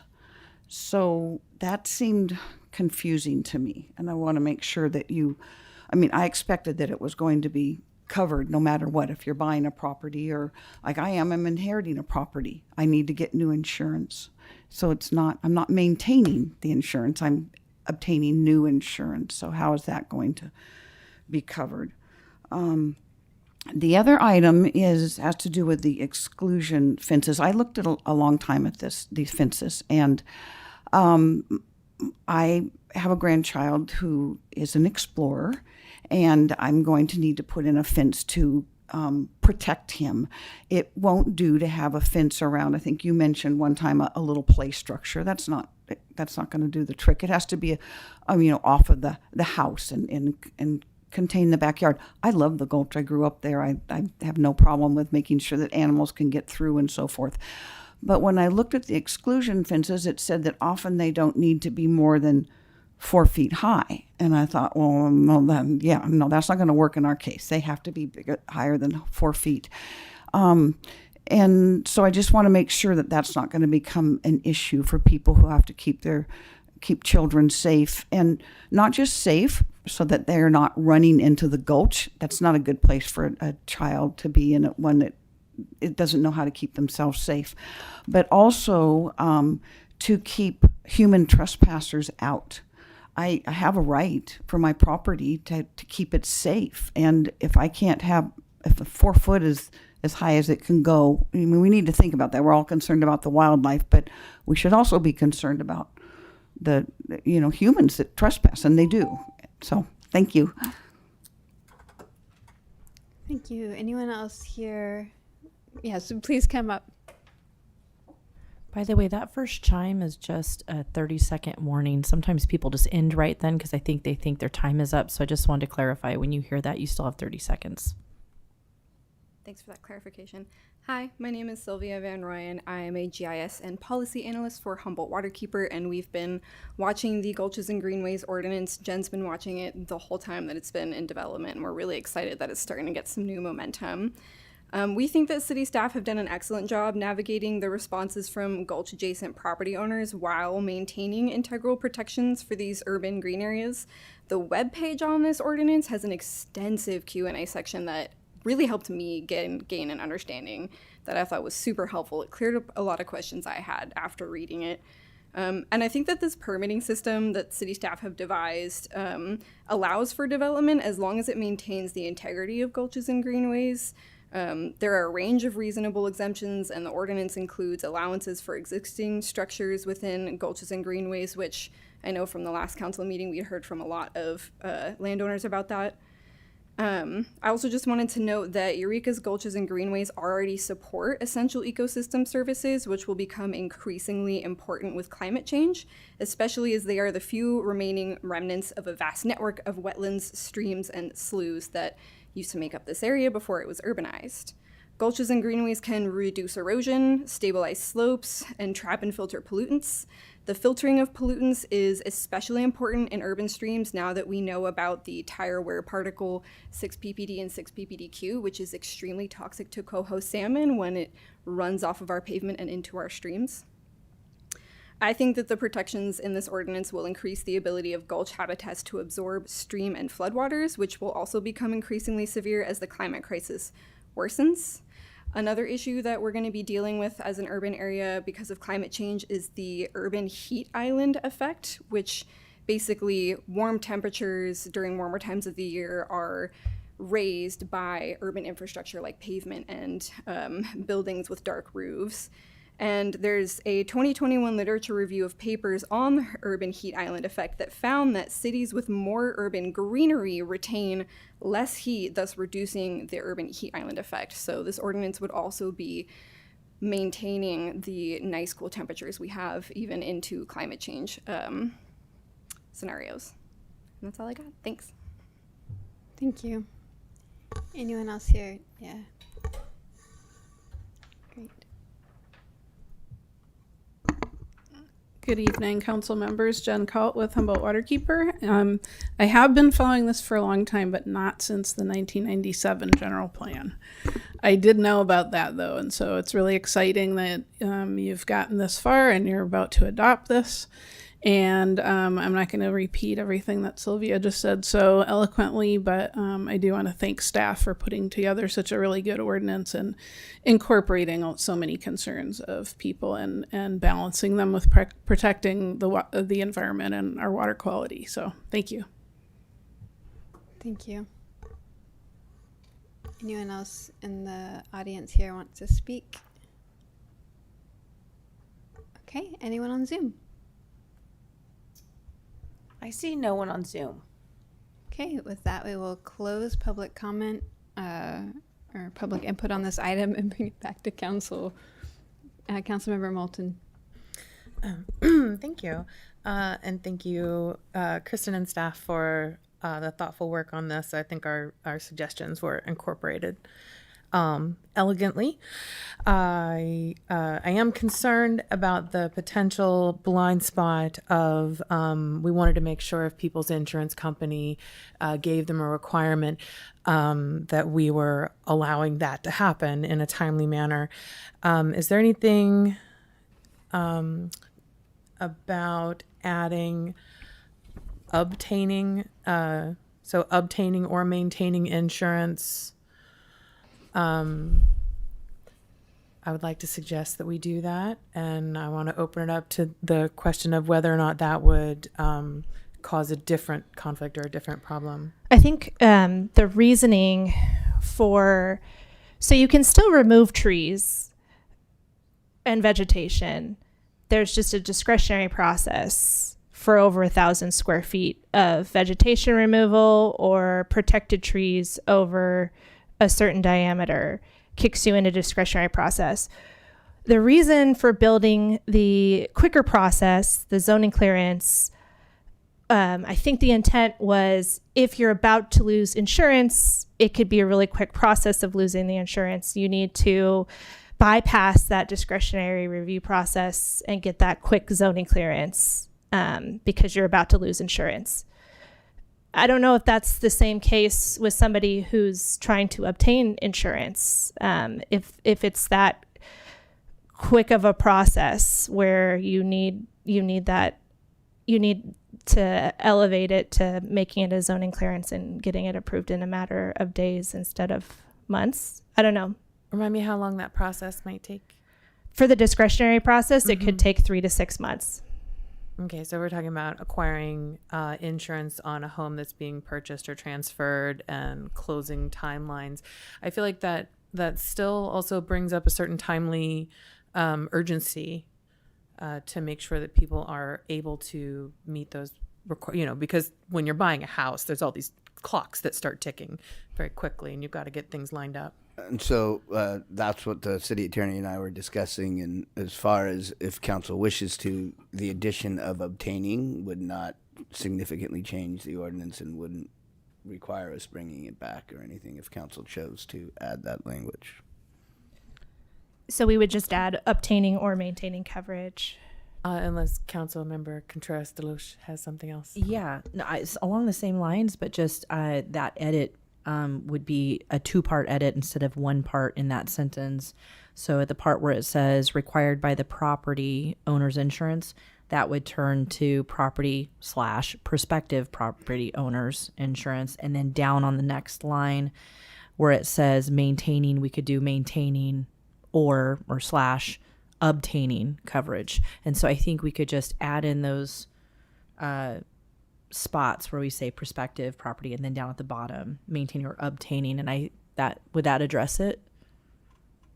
Okay. Do we need that as a motion, or is that suggestion sufficient? Just when you make the motion, just make that modification. Okie dokie. How about now? Wait for the motion? Yeah, I was going to make the motion. Okay, go ahead, but I'm going to say other stuff after that. Okay, yeah, you can. Okay. Oh, thank you for putting it up. I have it here. I move the City Council waive full reading, read by title only, and adopt Bill number 1044-CS, an ordinance of the City of Eureka, amending Eureka Municipal Code Title 15, Chapter 155, the Zoning Code, to add Gulch Greenway Overlay Zone regulations as 155.224.050 and amending the inland zoning map to apply the Gulch Greenway Overlay Zone to various parcels within the city, and also add obtaining insurance coverage to the section on maintaining insurance coverage, and prospective property owners, not to property owners. Sorry, there's no section letters in what I'm looking at. It's footnote 10 in Thank you. Okay. table 224-1. Okay. Footnote 10, table 224-1. Does that make sense? Pam is nodding. I must be okay. Okay. Would you like to second Yeah, that? I can second that. And then I have Yes, go additional. ahead. Okay, yeah, Yeah. second. Oh, yeah. So I, based off a couple of questions that just arose really quick, just to confirm, because I remember I asked this question a lot too last time. They can fence at higher than 4 feet. Correct. There's two different types of wildlife friendly fencing. If you're putting it in the gulch and it's intended to allow wildlife passage through it, then it's got to be low. But then we're also allowing people to just fence their yard areas and play areas and where they keep pets, and that is intended to keep wildlife out, and not. It's more about keeping them from getting caught in the fence or attempting to jump over it. So you actually, in that instance, you want a very high fence to keep the animals out altogether and make sure they don't attempt to jump and then get hurt. Okay, so I just want to make sure I understand. So if somebody wants to fence the entirety of their property, they can put a 6-foot fence so long as it's not the kind that animals can get stuck in. How it reads, well, first we referenced these guidelines that talk about it. You ideally, when you're dealing with a wildlife corridor, you don't want fencing that blocks wildlife. But we say exclusion fencing may be considered wildlife friendly only if it is limited to areas needed for safety or property protection. For instance, child play areas, gardens, animal closures, sited to preserve habitat connectivity and migration routes, and designed to avoid risk of entanglement and injury.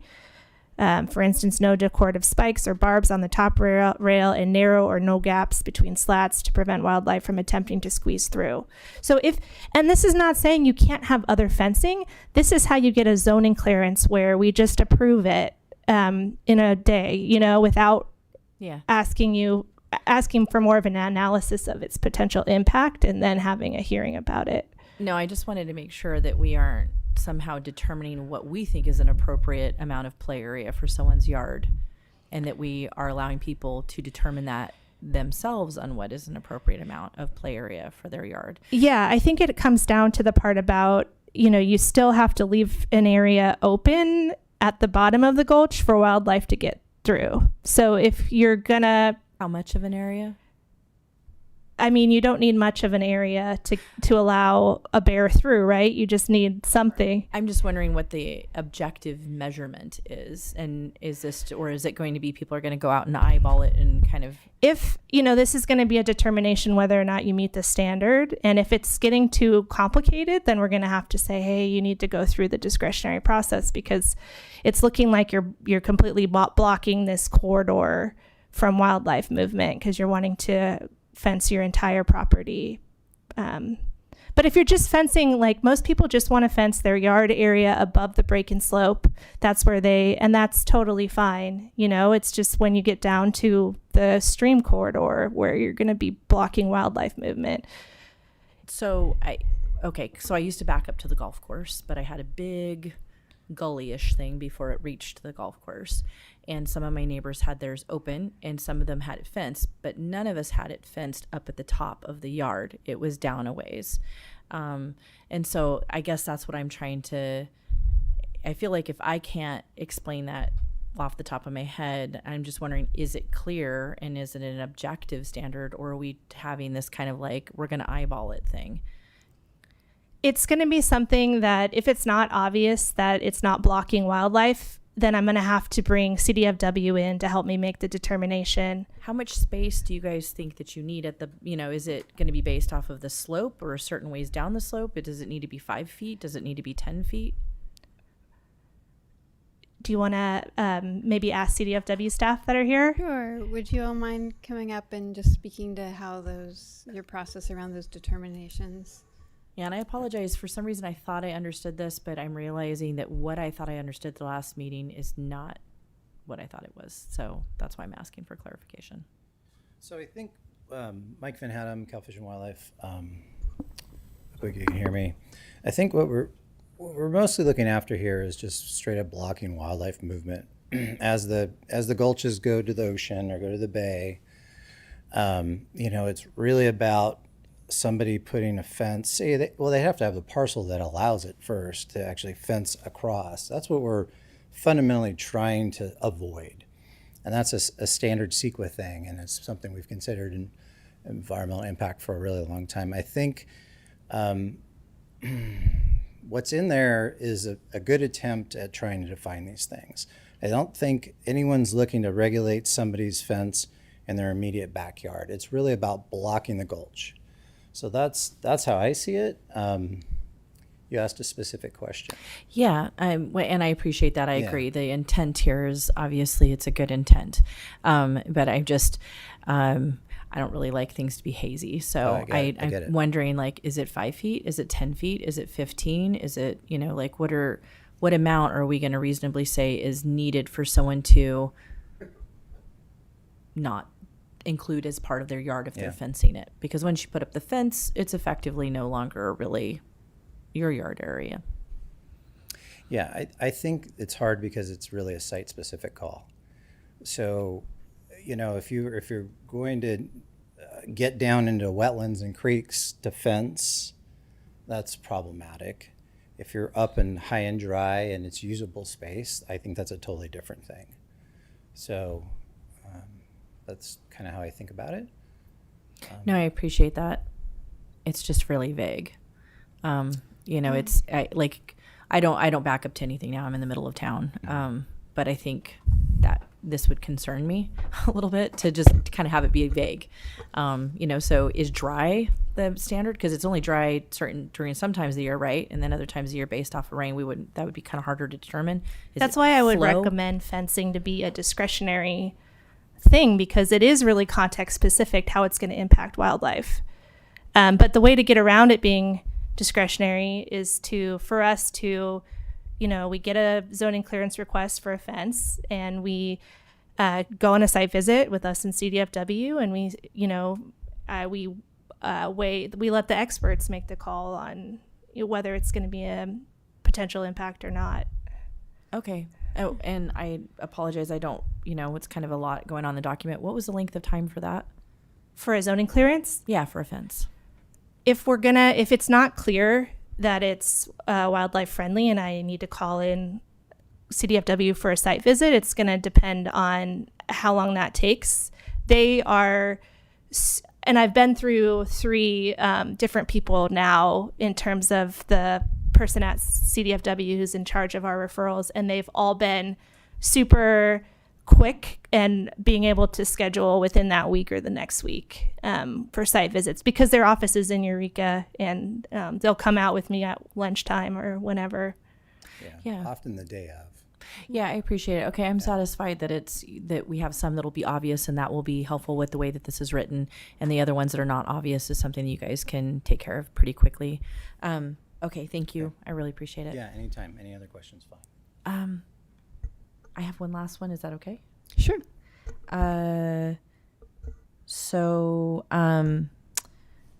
Also in the red line one, under C, determination of hazardous conditions, and we talk about there's an outline of the different ways. I'm assuming under B, where it says are met, may be made by the Eureka Policy Department. We're talking police department, right? It's just a typo? Yeah, that's a typo. Okay. Thank you for pointing that out. I just And was like, I'm going to This is the second bill. So this is for the tree removal is in the second bill. Okay. Oh, am I in the wrong spot? I am. Look It's what's coming happening. next. Okay. Next. Yeah. I put both red lines together, which makes it confusing.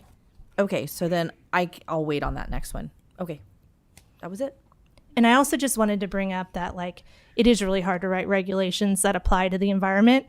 And so what's nice about this is it's the inland zoning code, which we have a goal of cleaning up and updating every year. So as we apply it and we realize what's wrong with it, we can quickly come to you with amendments to fix it up. Thanks. There we go. And I do thank you for kind of threading the needle in terms of how to make something that the public can use and access, while also creating a regulation that meets the variables of the environment.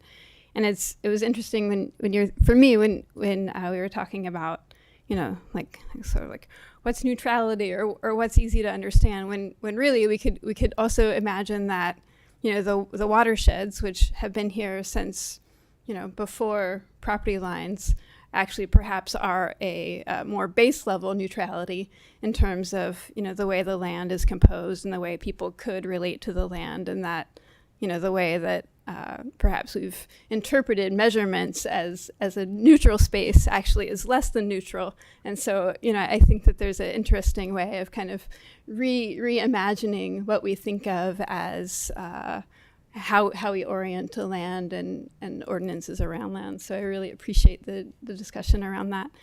Were there any more questions or comments from council members? Okay, ready to vote? Please vote. 3 yes votes, Councilmember Fernandez and Councilmember Bauer absent, motion carries. Great. Thank you, and I do believe that Mayor Burgell will be returning here. So thank you everyone for coming out and for giving input on this item. And also just thank you for everyone for your persistence on this. It's really been interesting to be here in this moment when this has had such a long history with the city of Eureka. And we still have the second bill, just a reminder.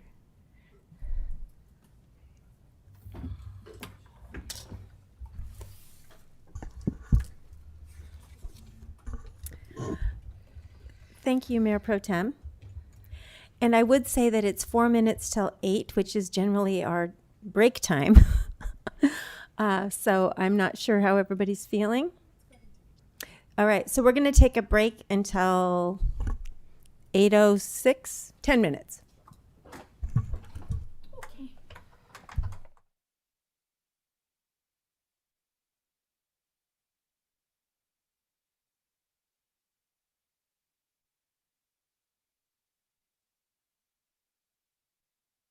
Existing sections of our code.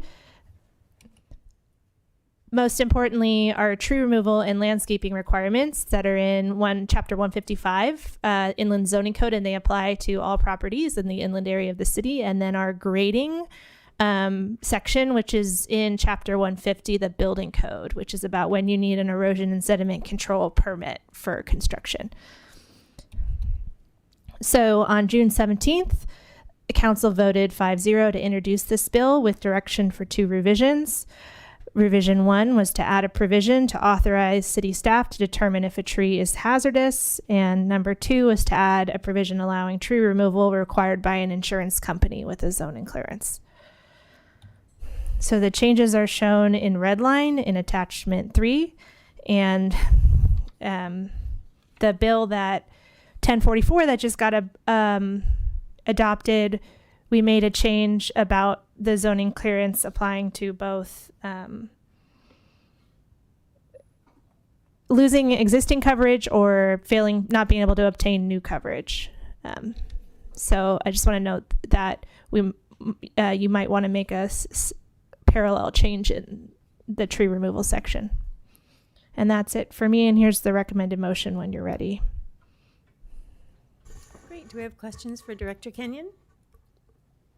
Councilmember Contreras-DeLoach? Should I ask it exactly the same way? So, okay, so it's Eureka Police Department, so we can fix that typo. My question was, and it may not be for you, Director Kenyon, this might be for City Manager, I'm not exactly sure. I just wanted to ask really quick, since this is specifically for an emergency type of situation, and it says they can contact Eureka Police Department, Humboldt Bay Fire Department, is that mainline or is that 911? Hey, my tree's about to fall over. Just non-emergency dispatch. Now, if it is falling over, you maybe fell over and somebody gets injured, obviously it's probably a 911. But yeah, you could call non-emergency dispatch. I think 441-4060. Lenny? 4744? Oh, 4044. Okay. I was close. My next question that was attached to that one is, so it'd be the non-emergency dispatch number. So my next question would be, how will we inform the public that that's what we want them to do in case of this type of an emergency?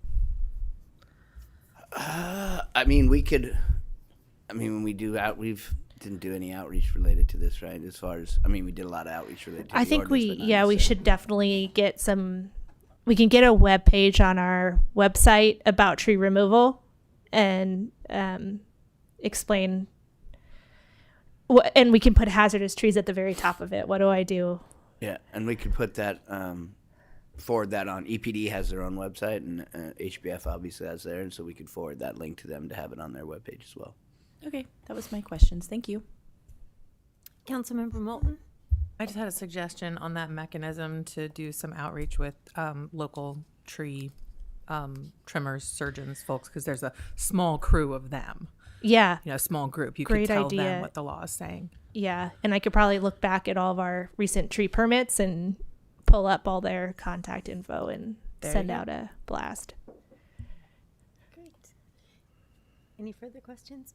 Seeing none, we'll open this item up to the public. Is there anyone from the public here to comment on this item? Bill 2? Seeing no one in chambers, we'll bring it over to Zoom. I see no one on Zoom. Okay, so we will close the public comment and bring it back to council for a motion and a second, and then comments. I can make a motion. If you, Thank do you you. have a motion for me? Can I read one? And this has mirror language on the, okay, I'm going to add it like we did last time.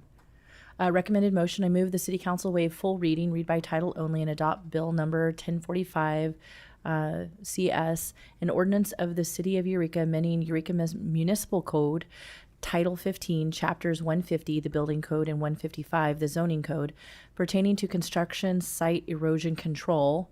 150, are we just saying dot 200? How does that said? Dot, okay. Zoning districts and maps 155.116, tree removal 155.304.140, landscaping 155.328, administrative responsibilities 155.404, specific permits and approvals 155.412, and defined terms 155.508, and then adding Kristen, I don't know what section that's in. I know where In it's at. table 304-1, footnote 4. Need to say it, or is it okay that you just said it? Footnote 4. I'm sorry, say again. Do I need to repeat what Kristen just said, or is it okay that she said it?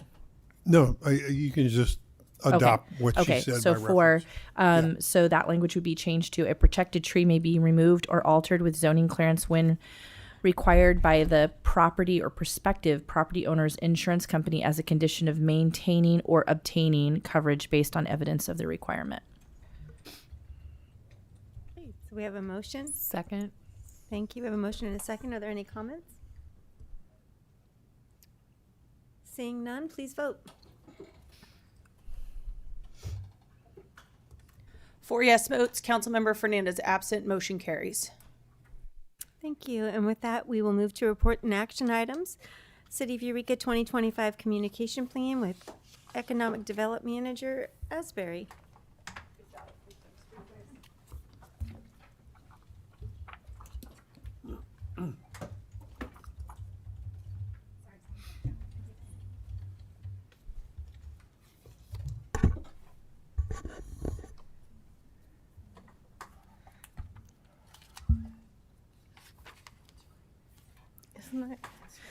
Can we just all appreciate this picture for a second? Because it's so good.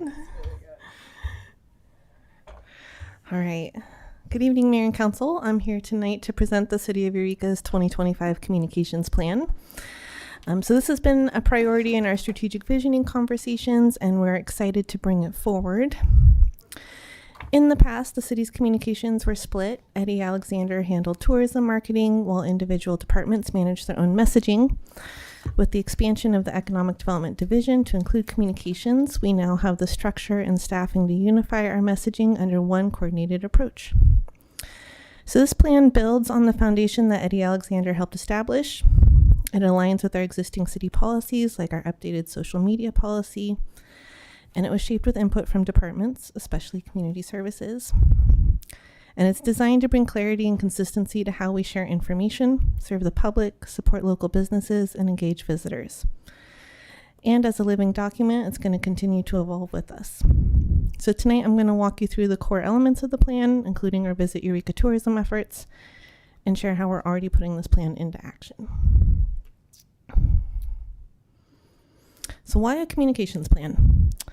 As we transitioned communications in-house, we needed a shared framework that brought departments together and gave us a structure for change. And this plan does that. It helps us align messaging across departments. It helps us build trust through increased outreach and information sharing, and enhances how we connect with the public, whether through city services, tourism, or community engagement efforts. Ultimately, it's going to help us speak with one voice and better serve the people of Eureka.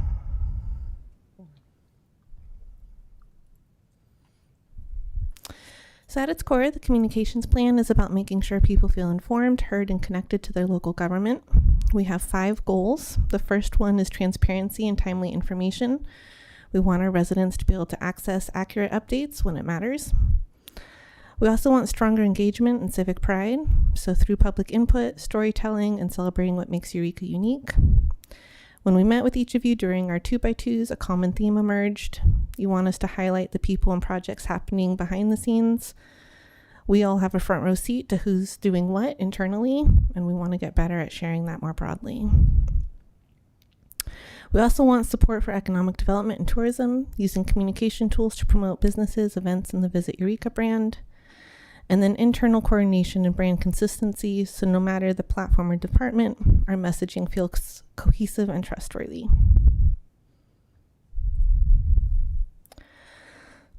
So we identified 5 core audiences. The first one is our residents. They rely on us for timely and clear updates. Also businesses and organizations who need resources and support. Visitors and tourists are going to be reached primarily through Visit Eureka. Media outlets who help us amplify our message, and then internal stakeholders, staff, elected officials such as yourself, commissioners who need shared tools and alignment. So across all audiences, our key messages reflect that we're open and responsive and accessible, and that we're here to serve Eureka. So to meet the needs of diverse audiences, we're going to be using a range of tools. The very first one is our city website. So it is the hub of all information. And then everything, all of our other communication tools like social media, e-newsletter, the signage, everything is going to be like a spoke going back to the website. So the website is going to be where everything is housed, and then everything builds off of that. So it goes back to the website. Talk Eureka also adds interactive features to encourage engagement and community input. Social media and our e-newsletter are going to be providing ongoing communication. The Eureka Alert delivers real-time emergency updates, and then we'll continue with our in-person engagement, such as flyers and signage and community events. So each channel plays a different role, but together they ensure information is timely, clear, and accessible. So social media, it's one of our most visible tools, but right now the city operates 15 separate Facebook pages. So that fractures and dilutes our messaging. Some of them really make sense. It makes sense that Little Saplings has its own Facebook page because it is the parents and the staff talking about the kids. Or the zoo should totally have its own Facebook page, and it is excellent. It's some of our best content and is delightful for anybody who isn't following it. They should follow it. Makes sense for Eureka Police Department to have their own Facebook page. They have a different kind of message, especially when it comes to emergencies. But we're going to be working on consolidating and coordinating these under a more unified structure. We're not trying to limit departments. We just want to ensure that the public can find information easily and consistently. So we've also updated our social media policy, and we're implementing consistent use of logos, colors, fonts, and tone, guided by our city's brand guideline book, so that no matter where we are, how someone interacts with the city, it always feels cohesive and professional.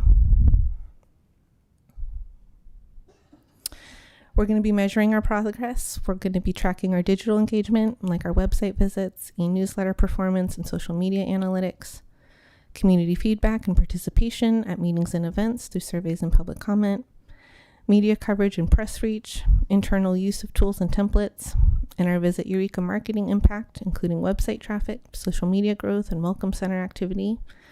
So this is a new frontier for us, but we're committed to learning and adjusting and growing over time.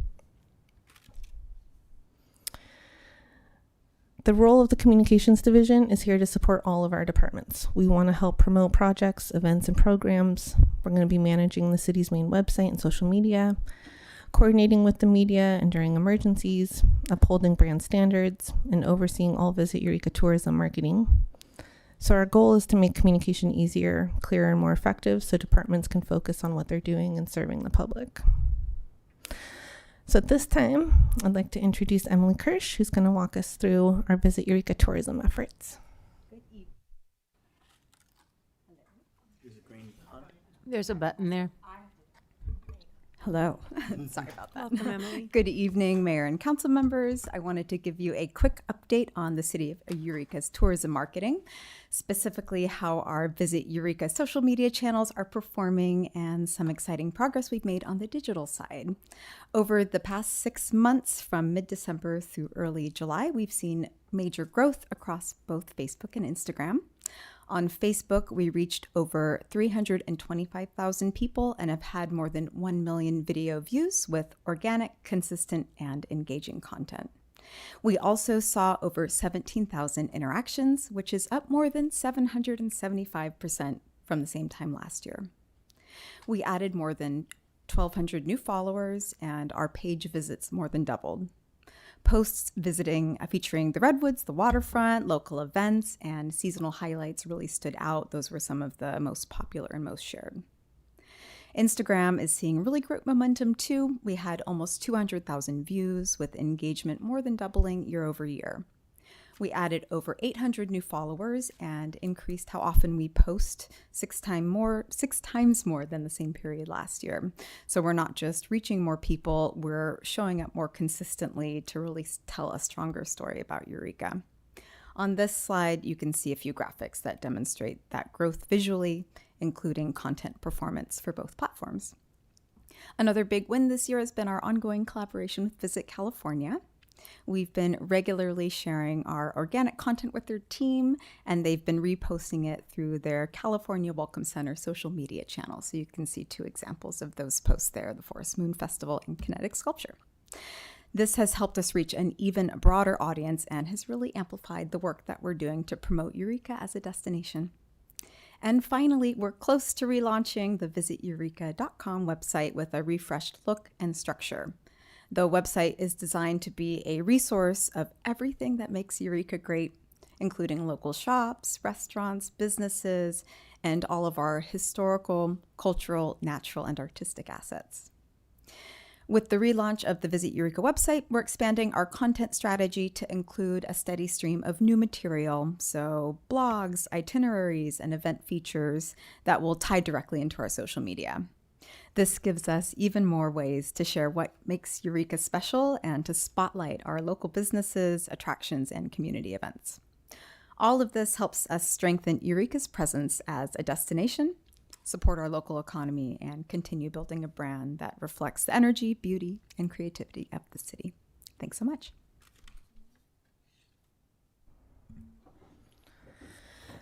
So what's next? Implementation, it's already started. We're going to be updating our templates and tools for staff. We're in the process of hiring a new communications project manager. After our new person is onboarded, then we'll be meeting with each department to better understand their communication needs. And we are also going to be working on consolidating the social media. So we're going to continue to evaluate, refine, and support staff through this rollout. This plan gives us the tools to keep our residents informed, connected, and proud of their city. Helps us share Eureka's story.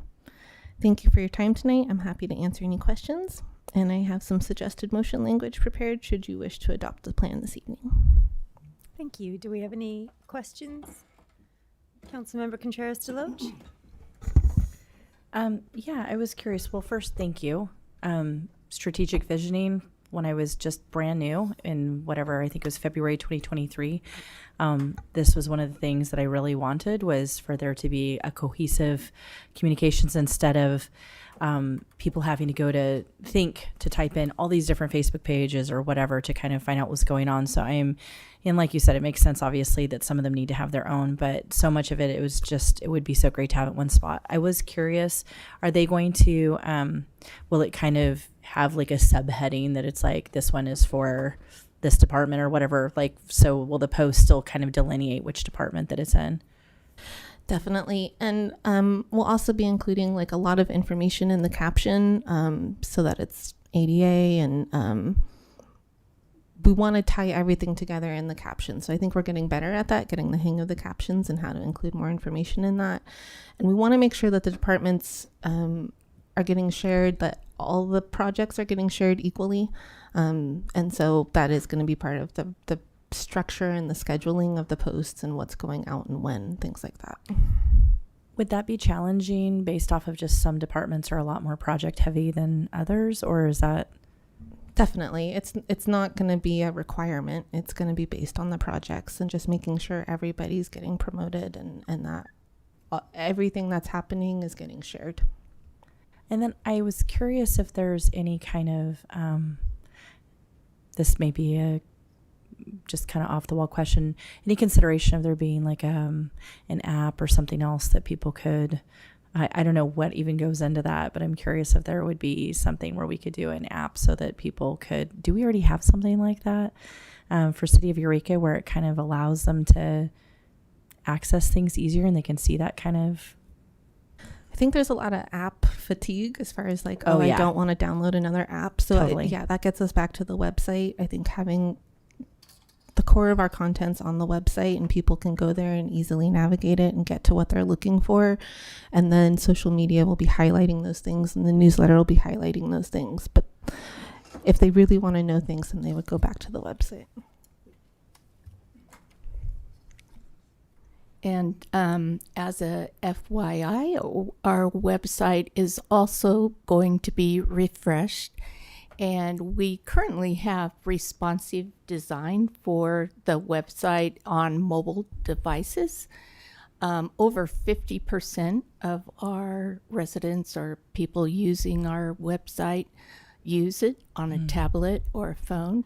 So we are putting extra care into the presentation of our website on those mobile devices. And also within the website, you can sign up for alerts. You can take a picture of a pothole and report it. You can do those things now, but as we improve, it will be easier. Okay, thanks. I really appreciate it. Councilmember Castellano? Thank you. And Well, thank you for the report. One thing, as I was looking over it, I was curious about, different types of communication flows that might be needed for different audiences and or different situations, such as emergency or kind of critical issue versus, sort of like an update on a city event.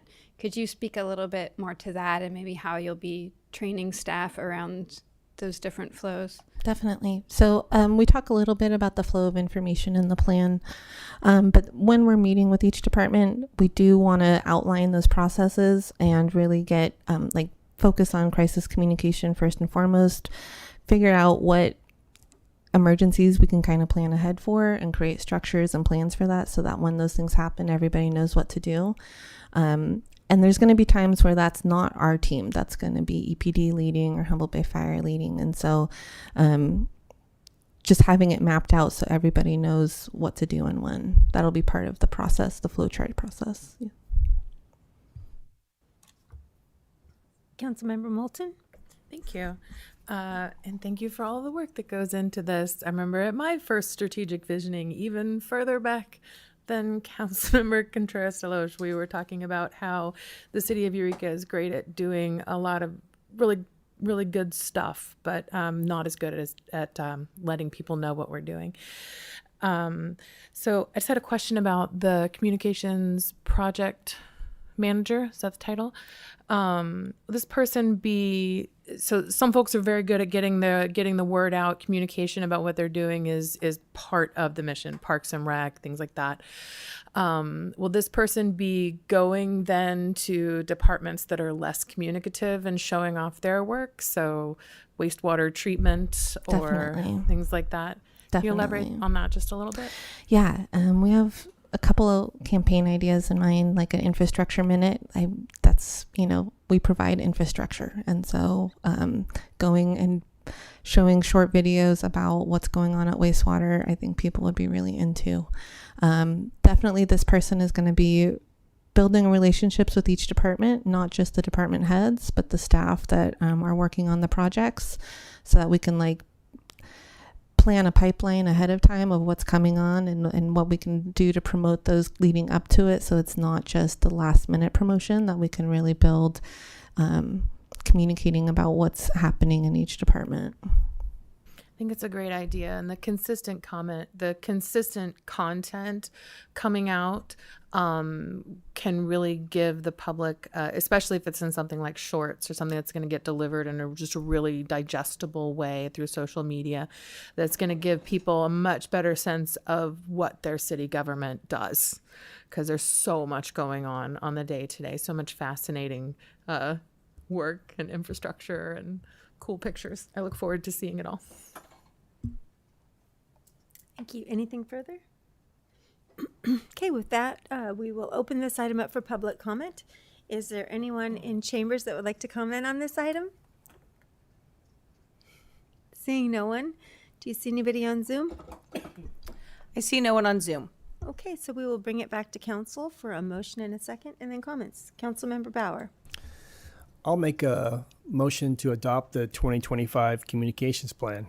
Second. Great. So we have a motion and a second. Any comments? Yeah, just one last thing. Councilmember I Bauer. want to thank you for staff for the great job you all done with this. It was really fun talking about it. It's not my forte, doing what you all do, but I trust you doing a great job, and I look forward to seeing us move this forward. Thank you. Any further? Councilmember Castellano. Sure. Thank you. As Councilmember Bauer mentioned, and to Councilmember Moulton's point, I do think this capacity for people to find a way to, and Councilmember Contreras-DeLoach also, for people to orient and have a more cohesive way of understanding what's happening in the city will be really valuable for, for all of the different audiences you mentioned. So I'm excited to see it put into work. I too am excited about the opportunity for our community to be more involved. It's really easy to just click on your phone and see a snippet and say, oh, that's kind of cool. I'm going to go check that out, or I'm going to go check that. So it's wonderful that we're becoming more and more savvy with those kinds of things. So with that, if there are no further comments, please vote. 4 yes votes, Councilmember Fernandez absent, motion carries. Great pictures, too. All right, this moves us to the construction phase 1 GMP for Eureka Operations Complex with special project manager Marcelon.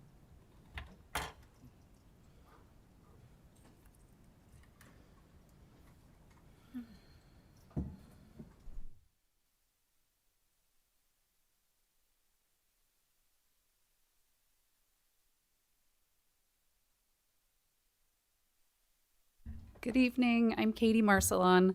I work with our engineering department, and we're going to talk about the Eureka Operations Complex. Just as a reminder, we are moving this project forward, and at each increment of the project, the City Council has provided some sort of either contract authorization, or we've done a status report with budget allocation. So this is coming back to you for that next check-in and the next milestone in the project. Our project site is at 3993 Broadway off Highway 101, right behind Pacific Motorsports, in an upland location outside of the coastal zone and other hazard areas. And we've been moving this project through its milestones with the November 2023 moving into acquisition phase and closing escrow in May of 2024. And then just a reminder of why are we doing this. The city's had a long-standing goal to relocate our Public Works Corporation yard facility. We're currently working out of the site at West 14th Street next to Costco.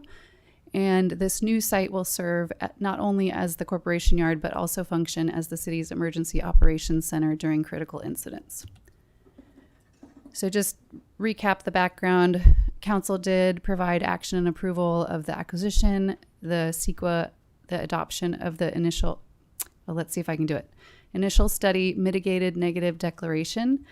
And also at that time gave staff direction to move in the schematic design phase and also pursue the procurement of a construction manager at risk. In September of 2024, Council took action and approval to then award a contract for that construction manager at risk to Swinnerton Builders. This is a slide I've shared before that was just a visual to help us walk through the steps to get to construction. So this is a great way to see our checklist of what we've accomplished. We did complete our procurement step, our schematic design step, and our project budgeting, and we're moving into our final design, and now tonight, potentially, our GMP contract award. And as a reminder, what a construction manager at risk is, this is a unique delivery method for a construction project like this, something of this scale.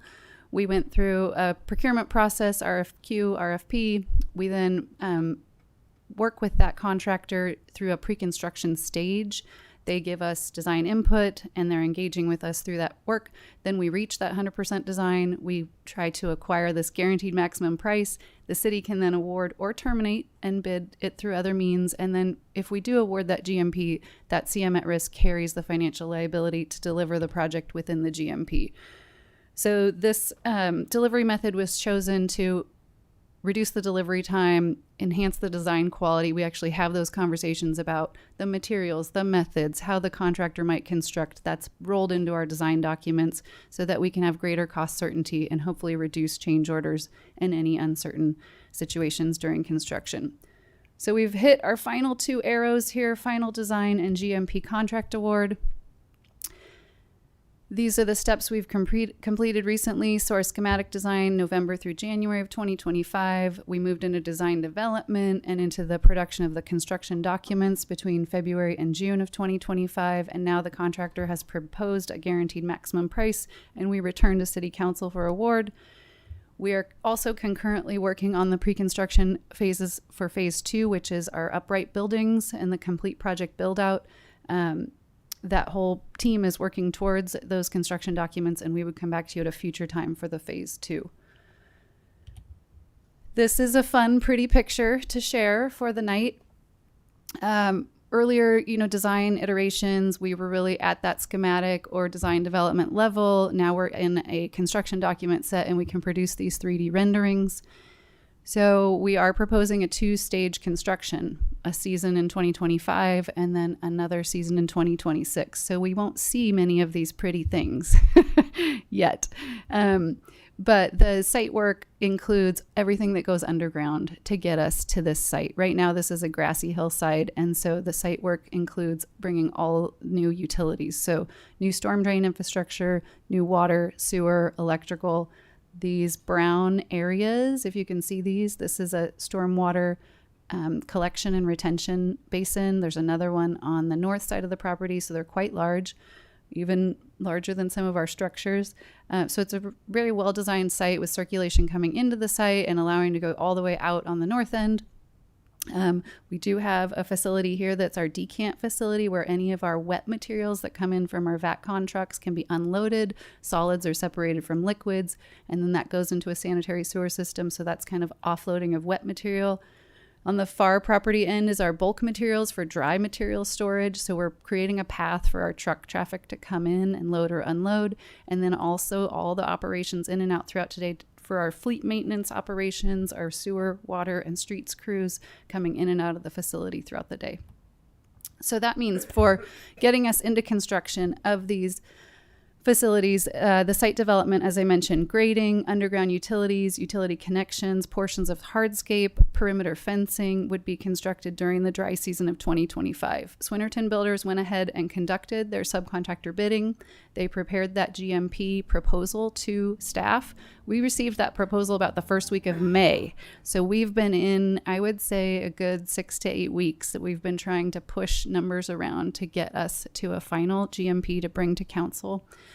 Their first submittal was for $8,139,000, and we've reduced that to almost $500,000. And I believe we're going to push it a little bit lower. So what staff is asking for council's authorization is a not to exceed amount for the GMP. If council makes that approval tonight, we would then continue to work with them. I think we can get it down to about a 7.5, and then we'd be issuing a notice of acceptance and moving into construction contracts. So that's one portion of the action recommended for tonight. That dollar amount does include slightly more than what we might have considered for phase one. We were not going to bring in the perimeter fencing until the end of the project, for example. And that's just one item, but it made sense. Why would we pay for construction fencing for a year or two when we could build some of that perimeter fencing now? So we were looking at ways, maybe we might be spending that money a little bit sooner, but it saves us in terms of sequence and implementation and trade-off for costs. And here's another view from the north looking towards the facility. So one other piece of your action tonight is requesting a not to exceed amount for supplemental pre-construction services for phase two. So baseline pre-construction services include a lot of the cost estimating components. Swinnerton Builders is already retrained to provide pre-construction services for phase two for the buildings and the structures. And that includes cost estimating all those trades, which might be mechanical, plumbing, electrical, the HVAC systems, the roof systems, all the wall assemblies. So there's a lot of work that they've already committed to and are immersed in.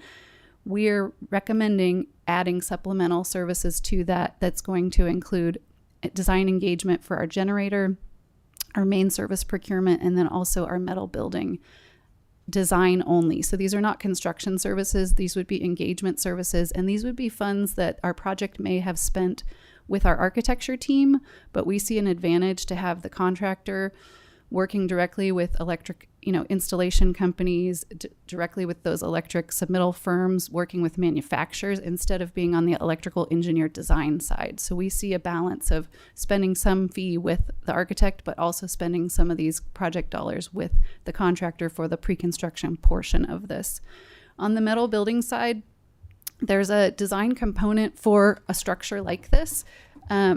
In any architectural set, you're going to have your foundations, your footings, your structure, your framing. But for the metal facility itself, it has to be pre-engineered by that manufacturer. So we would be engaging with that company.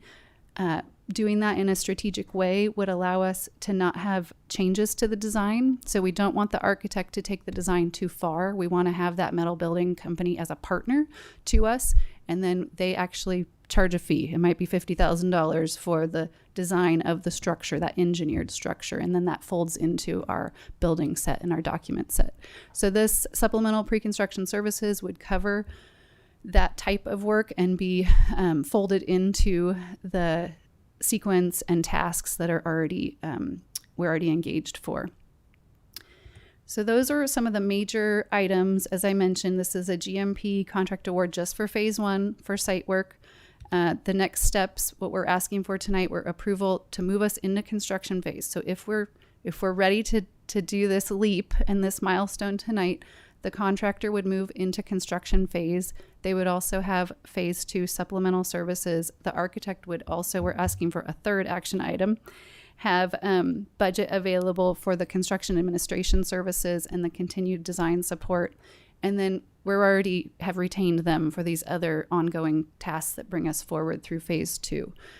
So those are some of the highlights of the next steps. There are a lot of pieces to the recommended action. As I mentioned, they all fold together.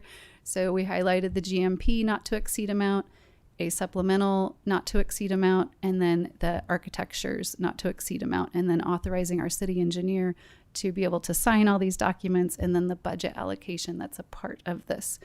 I didn't highlight it, but your council took action in June on the financing funds that are supporting this project. So this is not new money. We just want to make sure that this dollar amount is in this account and it's being brought from those financed funds that were approved in June.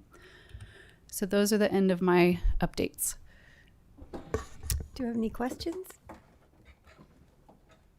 Councilmember Bauer? Great report. I know we talked about solar in the future, and building design it takes that into account, right? Solar, battery, all that. I was waiting for you to ask very specifics, but we did increase our transformer service. We're currently working with PG&E right now. We have another timeline with them coming up next week for design. We increased from a 1,600 amp service up to a 2,000 amp service to allow for our EV fleet to, as we transition over time. And then our building, the actual positioning of our building allows us to have great exposure for solar. So for the purpose of this, getting the project built and getting us occupied, we will have kind of a minimum PV requirement for Title 24. So we will have some photovoltaic solar on the building, but we won't be covering the whole building yet until I can afford it or get a cool grant. So thank you. So I just have a quick question, just for a clarification question. So with the guaranteed maximum price, that means that there will be no change orders. It's just everything will be done under that specific price. That's correct. We do have what's called an owner contingency, and it's a very low threshold. So if we choose something that's owner directed and we say, hey, you're out there doing this work, we really want you to do this additional piece, we provide a contingency for that. So that would be the one component. Okay.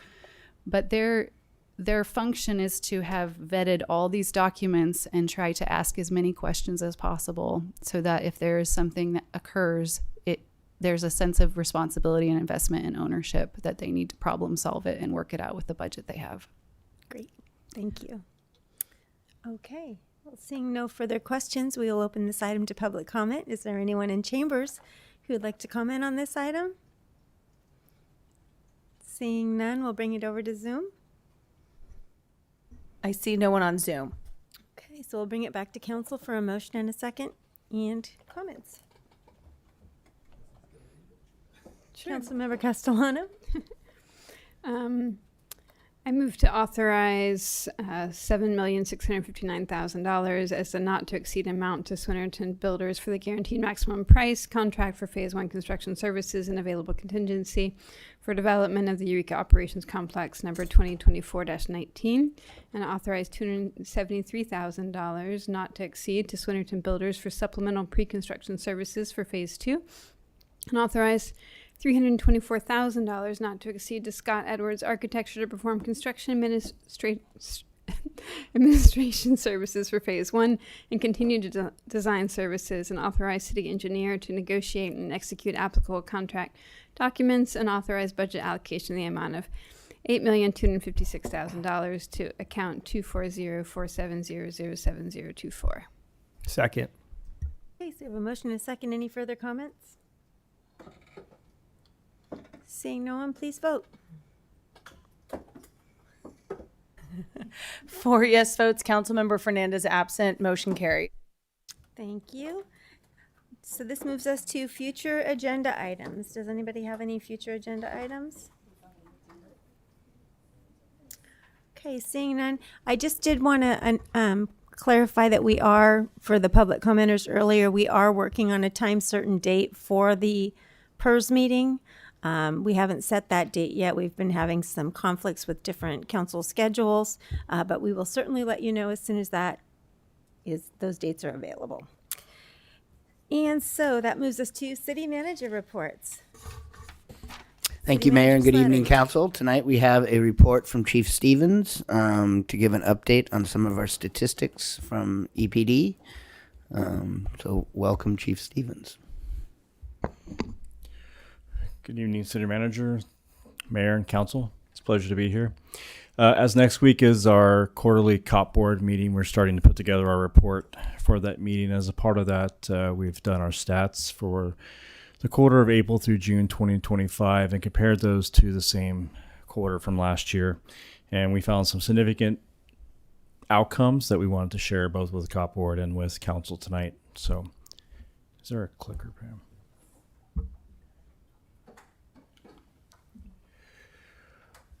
So starting with dispatch, we've seen a decrease of 10% in our 911 calls into our center, as well as a 10% decrease in the overall non-emergency calls into our center.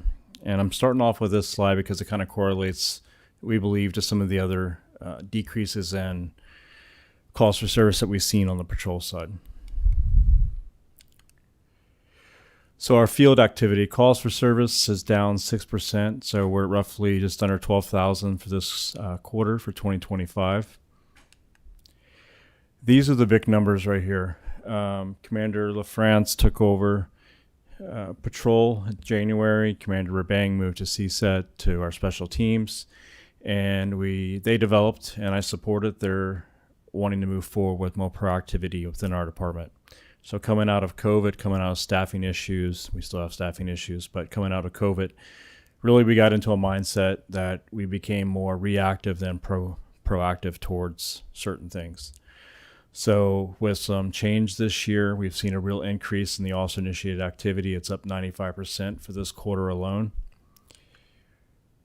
Our traffic stops are up 292%. We really have made a focus on traffic stops being important as they play a vital role not only in our traffic enforcement side of the house, but they also lead to multiple other types of investigations for our patrol officers to dive deep into because they're stopping people and finding different things on those stops.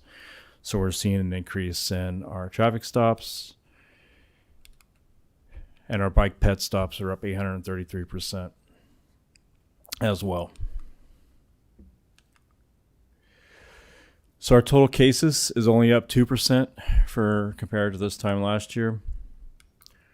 Our felony arrests are up 2%, and our misdemeanor arrests are down 9%. In June of 2025, we went live with online reporting capabilities within our department. So you can report a particular set of crimes, tips, anonymous information online. Since that went live in June, we've had 43 submissions to our online portal. There were 31 different incidents that were reported. 3 of those were assigned to some type of follow-up. So there was something in that allowed us to call the reporting party back, conduct an investigation, or at least see if there was further we needed to do to conduct an investigation into what was reported to us. And just as a reference, 9 calls or 9 submissions were actually out of our jurisdiction. So we sent those back to the person reporting them, letting them know that this is not a Eureka problem, it was most likely a county problem.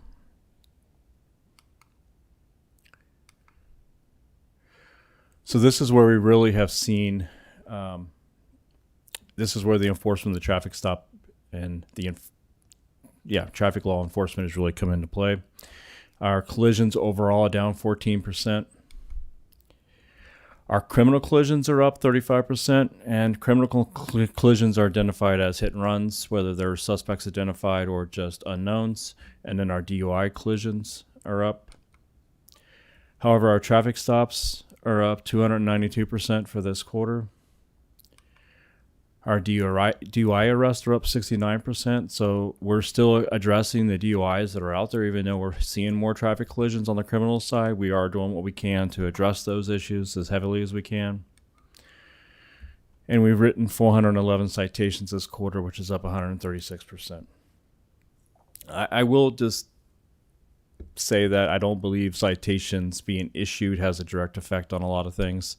I think it's the overall traffic enforcement. It's being out there creates the deterrence that we see the change. And I can tell you, even this morning, picking up my coffee, Ramon's had a citizen tell me that they appreciate seeing the more units out on the street and the enforcement actions they're taking. And I think it truly is being seen and felt by the public, given some of the public comments we've seen, but also it's having that deterrence for other crimes that are to be committed, and I think that's where we're seeing the calls for service go down overall within the city.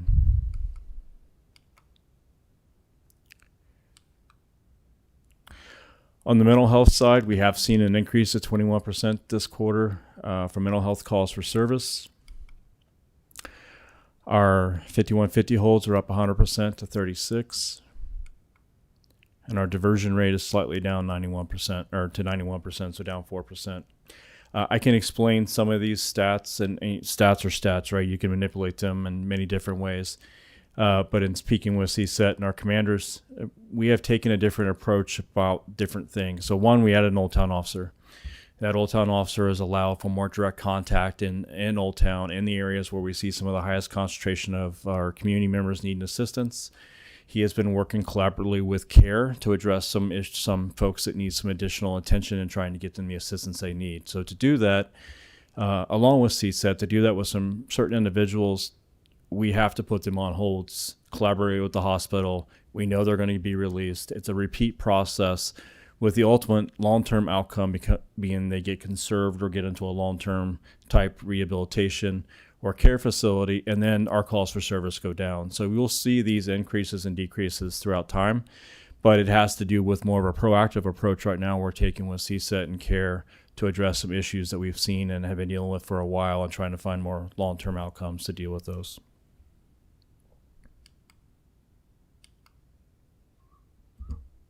Short and sweet, like I told you. But if anybody has any questions, I'd be happy to try to answer. Councilmember Moulton. Thank you. And thank you, Chief, for the report. Looks like a lot of good news. I had a question about the online reporting. So it looks like 31 incidents that were reported didn't lead to anything. So the idea behind online reporting is for those types of crimes that necessarily don't have suspect information attached to them, but you need some type of report for an insurance company.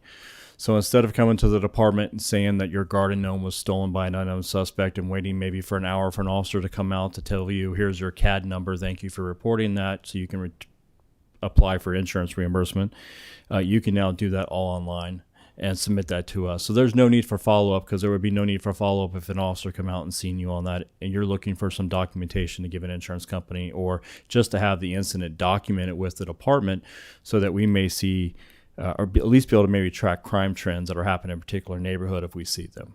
Okay. So that's what it's kind of built around, is that no suspect crime that you just need a report for some type of documentation purposes. Okay, thank you for that clarification. It's not just people reporting imagination. Yes, thank you. That sounds like a good efficiency for officers then, to not be spending time on something that is essentially paperwork. Well, that too, but I think for us, it's more of a benefit for our community members who are working, who don't have time to wait to report things. We're giving them another option to do that. And it's a benefit to us because now we're tracking more crimes that may not have been reported in the past, just because they don't want to waste. I hear this all the time. I'm not making this up, but they don't want to waste the cops' time. They're too busy doing other things to deal with my report. Here's an option for you to do this on your own time, whenever you have time, online. And then our records division reviews all those and brings them into our system for further documentation. What a valuable tool. Thank you. So I have a couple of questions. So you said that bike stops have increased. So can you tell me more about that? What kind of bike stops? Are we talking about people riding the wrong way on a one-way? Are we talking about, or on the wrong side of the road? Are we talking about kids in helmets? What kind of stops does this look like? Yeah, I would have to assume, because I don't monitor all of them, that it would include all those things. But I will tell you that after the last fatal traffic collision during Bike Safety Month, we did give direction to be more aggressive looking at violations of the law concerning bicyclists that have to do with rules of the road. So more of those people, those folks running stop signs, stop lights, riding the wrong way, the things that we see leading to some of the more horrific traffic collisions that we're having. So we're trying to address those and make the public aware of those violations and be more present in that time to hopefully divert some of those accidents from actually happening. Do you find, or do you think that, are kids pulled over for not wearing helmets? Is that something that's going on? I'm afraid if I say yes and we do research and there's none, and I can't say see. that for sure. I would hope that officers would address those situations as they, or prevail themselves to the officer when they have time to do so. Okay, I'm just curious about that. Do you want us to hand out tickets to kids? Is that what you're telling us? I think wearing a helmet is critical for kids. I've known several kids that have gotten concussions and gone over the handlebars, and we've provided them a helmet more than one time, and they don't wear it. I didn't wear a helmet when I was a kid either, but with new information, we need to do better, I think. So that's why I brought that up. But thank you, Miles. And then secondly, I wanted to ask you about the mental health calls. So are you finding, so you were talking about this partnership with CARE, and I know that CARE is now started not long ago to do solo calls without a police officer with them. Are you finding that is becoming more and more often? Is there an increase in that? And is that freeing up the department more for other things? Yeah, for sure. CARE has been a complete asset to the department in many ways, starting off with the fact that they can relieve us earlier on calls. So we're not spending 2 officers on a call for a longer period of time to try to resolve something we may not have the resolution for. Secondly, officers know that there are particular folks who have outlets for the issues they're having. They have resources out there, and they'll have CARE come with them. They'll make that phone call as soon as they hear what they're being dispatched to and who they're being dispatched to. And then just today, I saw a call that got held for CARE was somebody in our lobby talking nonsensically. Was not a danger to no one. There was no need for an officer to go out there. They dispatched CARE directly to that, and they showed up at our office and took the lady away to get her some help. So, I believe it's becoming more routine, and we're seeing more comfort. Everybody's become more comfortable with the process. However, we do not take anything for granted, and if there's any safety issues at all, we make sure that there's a dual response for those types of calls. I'm glad to hear that, because that is something that the community has talked about, a lot about. Why do you have to have an officer out there? Why can't it just be, this kind of thing? So I really appreciate our city going to bat and making that happen and working together to make that a reality. Yeah. Are there any other questions? Councilmember Bauer?